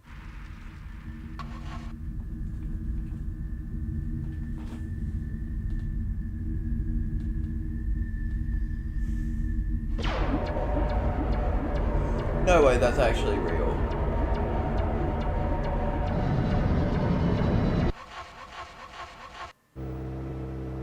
Oh no, we've somehow lost about 10 minutes, and now the car is my knees after leg day. I don't like this. It just doesn't look right. If you're gonna go full-on wobbling gunt mode, you can at least get the color of the car right. Jelly on a plate, jelly on a plate. Wibble wobble, jelly on a plate. Yes, that's what I'm talking about, son. With the code Blancmange, you can turn your car into a plate of green jelly. or if you prefer, Jello, on your cell phone. Blank mange. This is so much fun. I can't see how it would get any better than this. Green jelly car on turbo mode. And then, for my personal favourite combination, green jelly car with turbo mode, anti-gravity, and a super jump. To right. Over crash.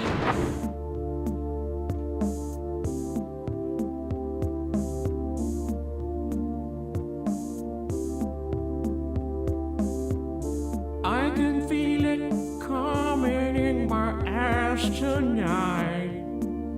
Oh no. Now brace yourselves because I have a very unpopular opinion coming up. You know what I hate the most in every racing game I've ever played? Cars. Who wants to race in them? I want a hovercraft. In the fog. Look, see, told you. Cars suck. Who needs to race on a track when you can make your own track? Yo ho ho, me buckos. A pirate's life for me. Gar, she sank. Thar she blows. I want booty. For another great cheat in Colin McRae, naming your save file Helium Nick makes your co-driver, Nicky Grist, sound a little bit different. 5, 4, 3, 2, 1, go! You may expect me to say that this is the lowest bar for getting a laugh out of somebody, but you know what? Screw off. This is funny, and it makes you feel a lot better when you end up inside a tree. And to round that off, you can even add that into a cheat to shrink the car as Nicky Gritty's voice slowly pitches up, which is then followed up by a surprise new Micro Machines camera angle. How great is this? And if you'd like to try any of this at home too, all you need to do is name your save file Diddy Cars. I wouldn't take a ride in one of them. Moving on, we also have some cheats in the book for Colin McRae Rally 2, which may be a better game, but strips down the amount of cheats you can pull off significantly. To input them, you also have a separate naming menu this time, leaving you to call your save file any 3-letter tag that you'd like while cheating. So obviously, I'm Vidge. Luckily though, the smaller number of cheats doesn't hold the game back from being really bloody dumb though, because they are at least very different from Colin McRae 1. You can do some pretty unique things, like turning the animated track layouts on the main menu into the shape of one of the developer's cats, and he either has a supernatural aura around him or might. But you can also completely lose yourself to the rhythm of the beat and give yourself fireballs in arcade mode. Ha ha ha! Look at me, school bullies. Where are you now? Dead. From me. I'd love to keep this turned on, but there is just one tiny unnoticeable problem. Whenever you shoot a fireball, even if it hits a car, the fireball doesn't leave the track.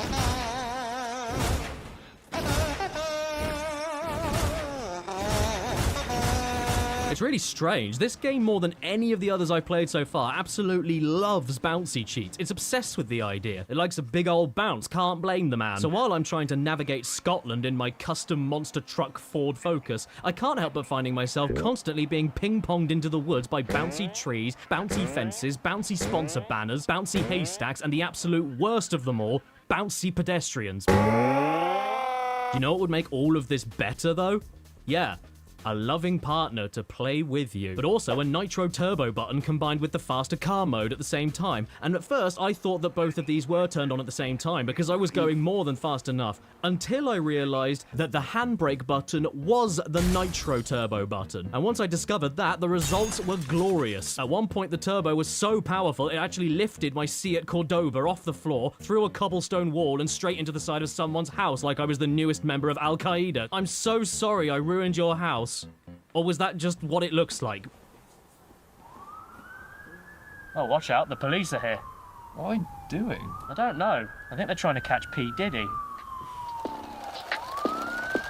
Are you starting to get sick of cars? Well, that's good, because thanks to Tesla, they're getting sick of you. So let's move on to some bikes, vroom vroom, and here we go with EA Sports Supercross 2000, not to be confused with Jeremy McGrath Supercross 2000, featuring everyone's favourite motorbike stars, Button and Windham. Now, we're playing the EA Sports version of the exact same thing from the exact same year, and it's one of my favourite racing games of all time, because whenever you turn, you stop moving.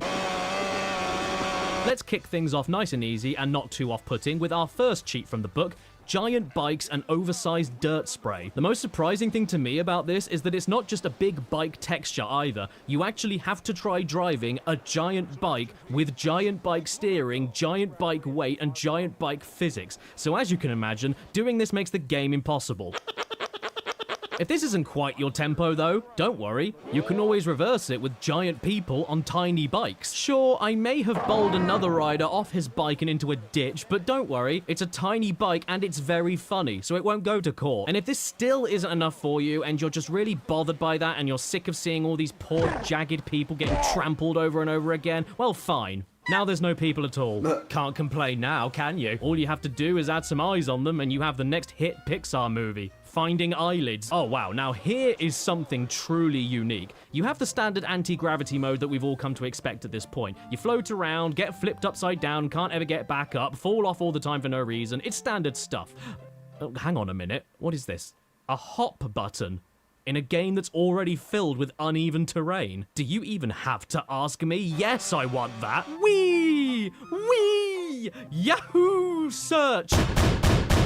But what makes this cheat in this game specifically unique is because the book calls it gravity from the moon. Why? Because you can activate different kinds of gravity from nearly every landmass of the solar system for a jamboree of different floaters, including the planets with the heaviest gravity, like Jupiter, which not only means that you yourself need to know the differences in each planet's gravity, like a spotty little teacher's pet from the after-school gas planet club, but also means that you will fall off of your bike by you just turning a corner because your rider is now heavier than the thing he's sitting on. With Jupiter's gravity switched on, every pothole is now Mount Kilimanjaro. I can't get over this hump. I just sit on the top of it and crash myself on loop forever, like a modern Greek tragedy. The gravity is so heavy, in fact, that even your own head collapses back inside your own body.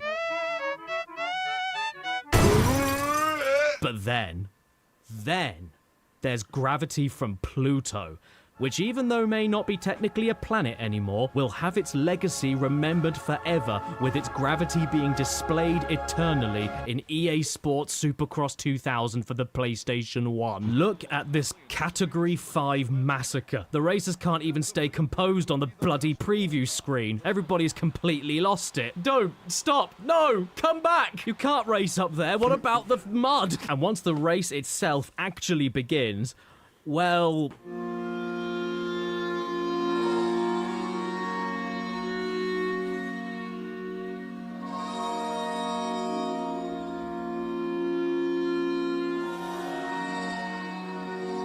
Thanks for coming, everyone. I love all my fans. I love them all so much, I want to ride all over them.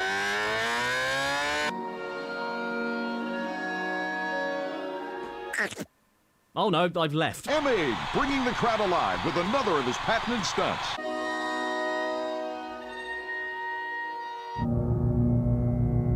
So, Mr. Dirt, are you enjoying the season so far? No, not really. I'm super cross about it. Sadly, I am very disappointed to say that you can't activate all of the planet's gravities at once, but honestly, why would you even bother? This is more than enough for me. The lighter the gravity, the more you look like a contorted floating fanny, and the heavier the gravity, the more you're a dead frog taxidermied onto a pogo stick.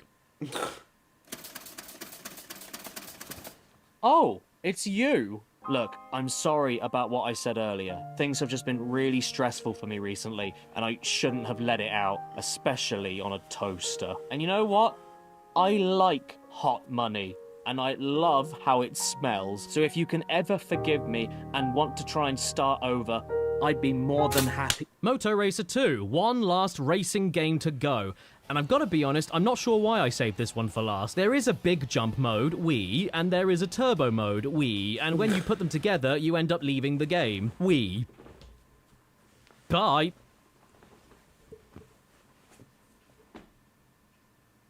So, if you've been paying attention, or you're autistic, you probably noticed that out of the 230 games I mentioned were in this book, at this point I've actually played through and or listed 225 of them, not including the disc cheat games.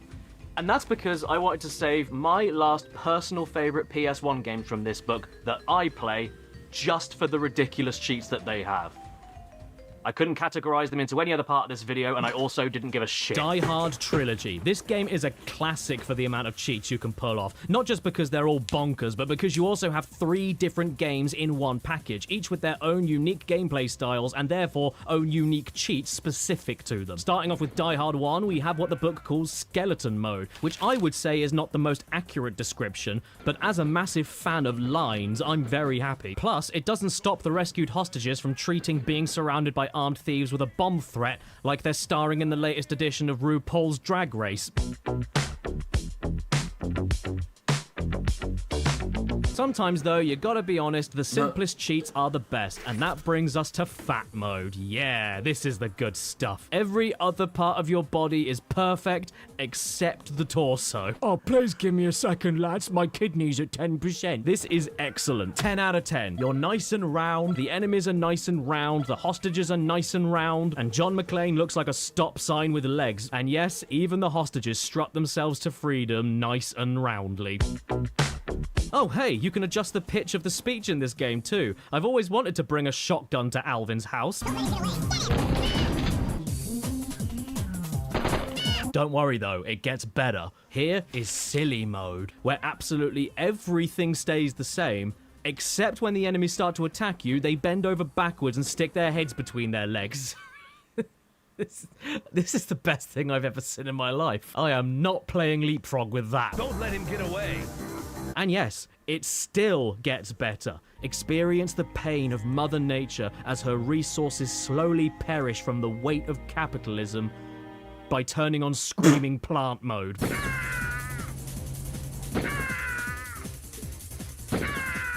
Show this clip to your local deforestation company and remind them that trees are people too. And yes, it still gets better.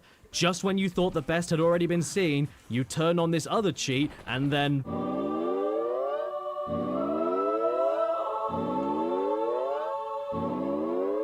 Auf Wiedersehen, Deutschmann.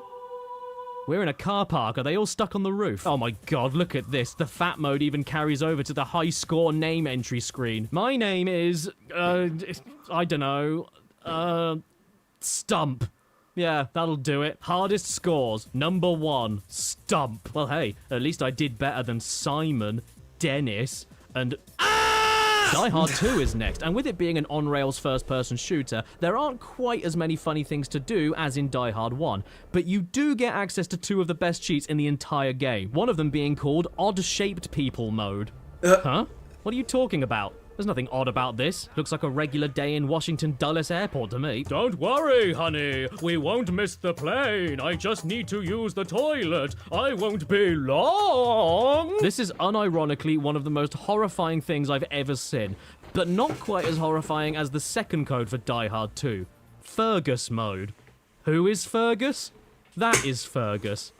And now, everyone is Fergus. Who's a hostage? Who's a bad guy? Beats me. If they're all Fergus, they should all be shot. This not only makes the game needlessly difficult, but now even more horrifying than before. Have you ever had to deal with a herd of fur guy running at you with machine guns while a single Fergus runs towards you begging to be saved from another Fergus? Uh-oh, you killed Fergus. Better kill Fergus to save Fergus! Hello, I'm Fergus. Have you heard the good word of Fergus? On to Die Hard 3, my least favourite arcade game in this trilogy collection, and so I'm not missing out on anything by completely mangling it beyond recognition. Starting things off, we have Giant Car Mode. You cannot argue with the accuracy of that name. This is the biggest damn car I ever did see. And even if New York City detonates, at least we know we're in the safest place. How are you expected to drive like this? We can't save anyone in this state. I preferred not being able to see the damage I was doing, but when the rear end of your car Nicki Minaj is all over the screen, now you're giving me no choice but to deal face to face with windscreen wiping innocent pedestrians off my car. Here is something the book calls flat shade mode. Great. New York is now a big shelf. That's supposed to be a clock. Ah, it's time for me to take my Tic Tacs. Jeez, I nearly forgot about them. It's very important to keep your mouth tasting nice, isn't it? Oh no. Wait.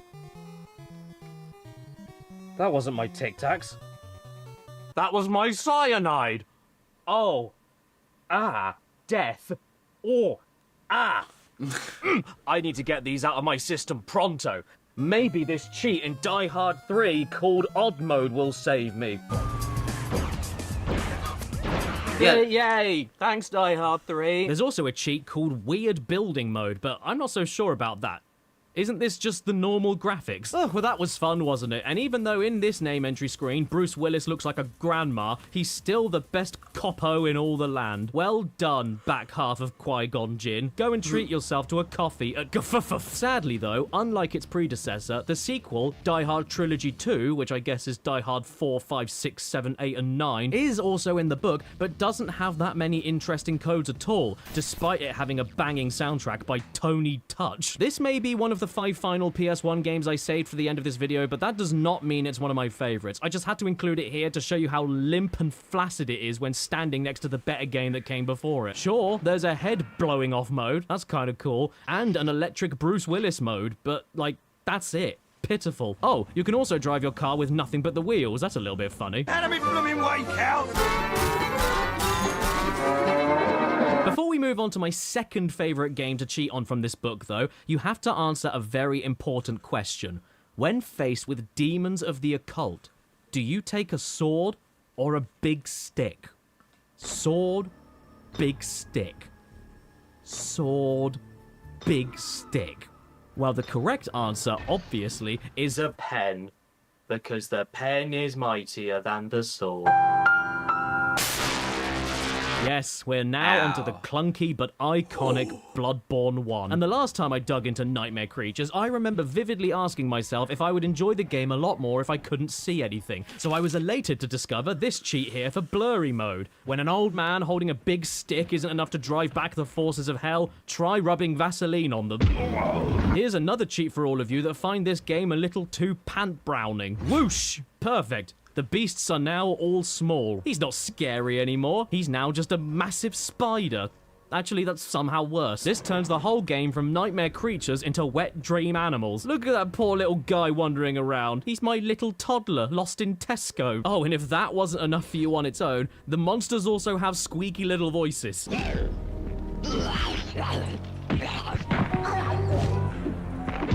Oh no, my toddler! Oh, thank heavens, he's alive. I'll teach you for scaring me like that. When I was a very young child, I used to call these things scarecrow in the pants. I don't know what scarecrows I was thinking about when looking at this. Maybe this one. Oh no, you won't. But whatever the case, we've now caught the scarecrow with his pants down. Yeah, not so tough now, are you? Would you like some cough sweets? This cheat works on everything, though. From the bloopity-bloob water monsters all the way to the boss fights. Well, actually, the bosses don't shrink, but they do still have squeaky voices. Now they all just sound like angry little old men, which is the closest to London that any video game has ever been. And while we're talking about angry little old men, the absolute best part of this cheat is that it also works on the main villain of the whole game, Adam Crowley. The one that you follow from level to level as he sets off explosions and traps trying to stop you. But now... Oh, look at the little sweetie. Why are we trying to catch him? He's not gonna hurt anyone. Oh, look at him go! He's so mini, in fact, that he can't even throw dynamite over a fence and bombs himself. This isn't all that you can do for cheats, though. One of my all-time favorite power cheats is in this game, purely because it doesn't make you invincible and isn't as boring and basic as a one-hit kill mode. It turns the razor-sharp power-up on permanently, meaning that every swipe from your stick and every kick from your legs will dismember whatever poor bastard dares come near you for a cuddle. Perfect for therapists everywhere. But why I like it so much is that it's not a guaranteed victory or anything. You still need to time your attacks, know the combos, you still need to block, and you still lose health if you screw up. It's purely there to give you a little boost to your attacks and lets you enjoy watching every limb fly off. Pre-Bloodborne and pre-Dead Space. This is so great. And yet, even then, there's still one cheat that I love in this game above all the other ones. You can play as the monsters, and they aren't just texture swaps or costumes. You have access to their entire original movesets as well. The fact this is even programmed into the game is amazing enough, but the added fact that it's hidden is the cherry on top. There was a small chance that nobody would have ever known that you could play as a zombie, waddle around like a drunk, not damage anything, and get a game over. My personal favorite is the completely hench mutant. You know, the one that's so buff he grew another face on his back. Oh, look! I wasn't expecting to see you here. Look, everyone. It's my identical cousin, Vag! What is going on, man? This isn't even a fight anymore. We've just attached an electric motor to Ramen. Another fun one to play as is the man himself, Scarecrow in the Pants, because his dash attack is a giant bonk. Whatever your taste, there is a monster to play as for everyone. Whatever your preference, whether you like werewolves or mutant fly creatures rubbing their abdomen against a wooden switch. Oof. Nearly there. The second to last game of this video. But what is it? Well, it's a movie tie-in. It's based on a film starring Tom Cruise, which is about a mission Impossible. that isn't entirely possible.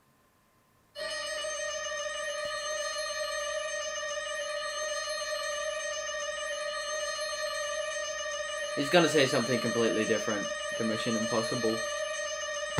Mission Impossible. Ah. Why are we doing it then? Well, you know what? If my mission is really gonna be impossible, and I've been told to expect the impossible, then nobody will mind if I turn off all of the AI and animations. I need a fighting chance against impossible odds, and letting out my inner bowling pin is the only way it can be done. Ethan, he sneaked up on me. Get him, quick. How could you? How? Time for you to go to sleep. Shh. Hey, stand back. Don't even think about coming near me, you scoundrels, or I'll fuff you through the floor. I can take care of myself now. You don't look so hot. Okay, Ethan, even though I might agree with you, I don't exactly think you can talk. This mission is just too impossible. There has to be another cheat in here that makes it easier. Ah, there's one. I've located a small building with someone in it. Go check it out. Understood, bro. Target acquired. It is amazing what Scientology does to a man. I am unstoppable. No, really, you can't stop me, and I can't either. They call this cheat super jump, and they are not kidding. I can't imagine one single instance where this would even help you a little bit. If you climb up something, even falling down off of it makes the super jump happen. No! Don't get your Tom Cruise wet! He'll multiply! I don't know, though. Could we make this even better? Yes. The answer is yes. They're going to get me, Ethan. Never fear, my pet. I'll save you.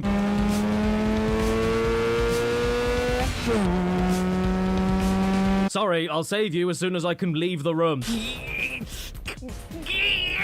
Oh, I found the supercomputer. That was easy. You're going too fast for me, Ethan. Lady, please leave off me. I'm going too fast for myself. It's nothing personal. Oh, look at that. Great. I left the universe. How do you expect me to get back to you now, lady? Oh, there you are. What if I leave this cheat on, pick one of the stealth missions, and also turn on super jump? Don't worry, I'll be right back. No, really, I will.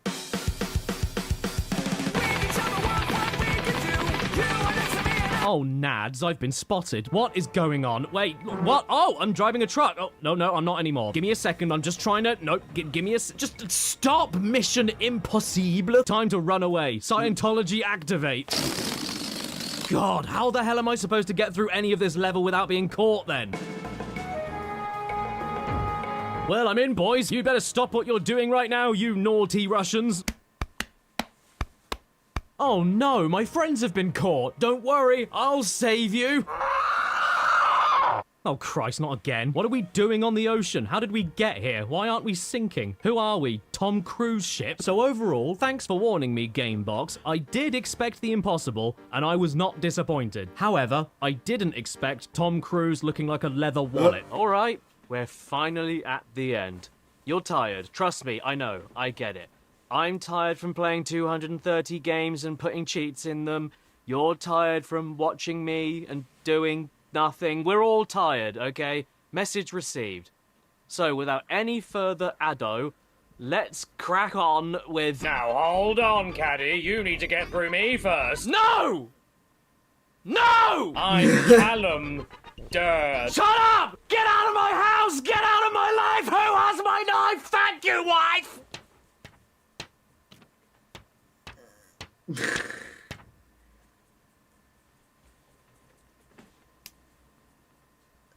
Wait.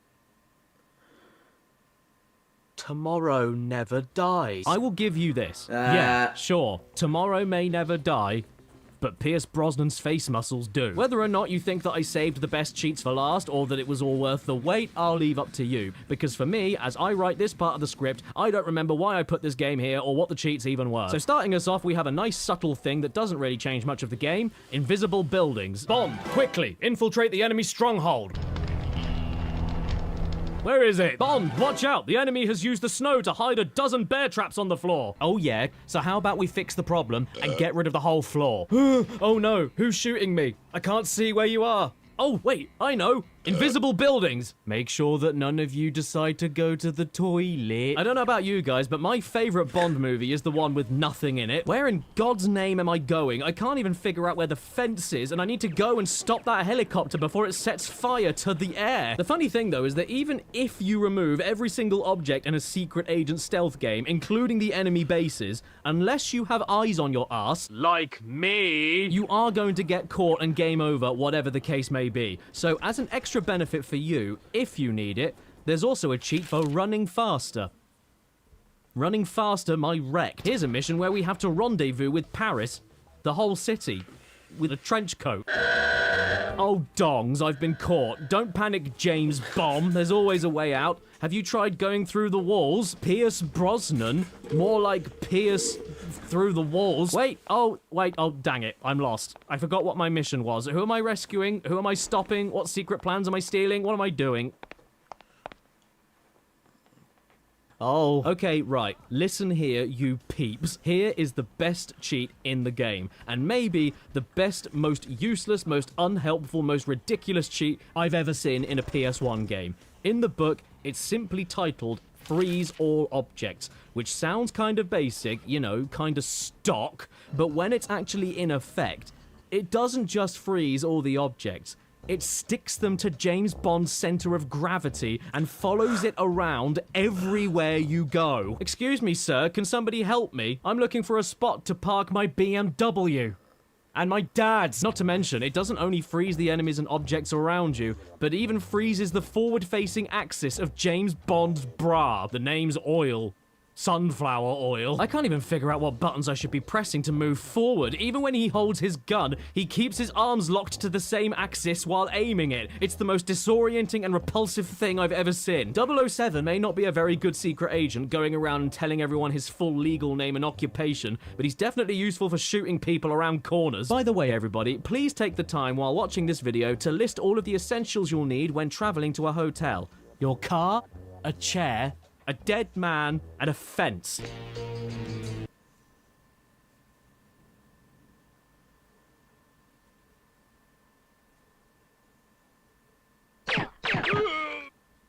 I think I shat my game up. Tomorrow never dies. The most complete Bond experience. That's what I was told about Gorilla Glue. There. I've done it. I beat the book. Without cheats. But the problem is, according to this book, at the end of a YouTube video, I'm supposed to write a conclusion. So in conclusion, cheats are well meant. But then, with the rise and accessibility of mainstream internet in the early to mid-2000s, not only did cheat books slowly die out, but because of how quickly and easily anybody could find any methods of breaking any games for free, game publishers quickly realized that they were companies and therefore hated all their customers, so eventually told developers to stop doing cheat codes entirely. Because why add something like that into a game to give you a strength boost that's far too quick and easy to find online when you can lock it behind being poor, which, let's be real, is your fault. And unless you count recent games that bring cheat books back into the public consciousness and include them as a mechanic within the game, like Tunic, which you should absolutely play if you miss cheat books. In the UK, at least, the last remnants of any kind of cheat book that I remember seeing are these ones that I have here. The ones that came for free in the official PS2 magazine. The biggest PS2 cheats book ever, Volume 2, and every PS2 cheat ever, which is somehow half the size of the biggest PS2 cheat book ever, and that was only one volume. I hate reading books because books lie. And so in a desperate attempt to give their readers anything useful for free, the official PS2 magazine eventually lost their minds and included this absurd implement, the 2005 Hot 100 book, reviewing the best 100 PS2 games that talks to you like a Cockney pimp. Buy this slick filth, you tart! It reviews Kingdom Hearts while complaining about things that are dangerously close to a slur. They review Max Payne without mentioning a single bad point towards the game, and then give it a 7 out of 10. They review Metal Gear Solid 2 better than Metal Gear Solid 3, which, honestly, I agree, pretty base. And they even call Resident Evil Code Veronica bloody terrifying. I so want to enjoy this. While giving it a 9 out of 10, making it just as good as Silent Hill 3 and better than Spider-Man 2. Spins a web, any size, catches pubes in his flies. The Hot 100. Now available in Hot. Subscribe. Stan!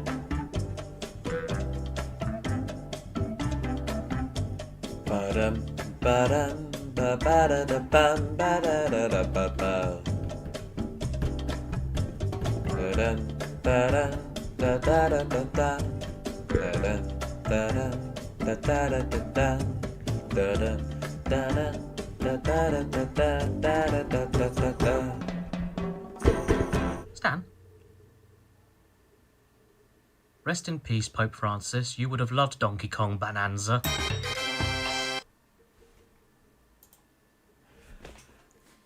And that's it! I'd like to thank you guys so much for watching. Comment, like, subscribe, and I'll see you in the next one. Goodbye.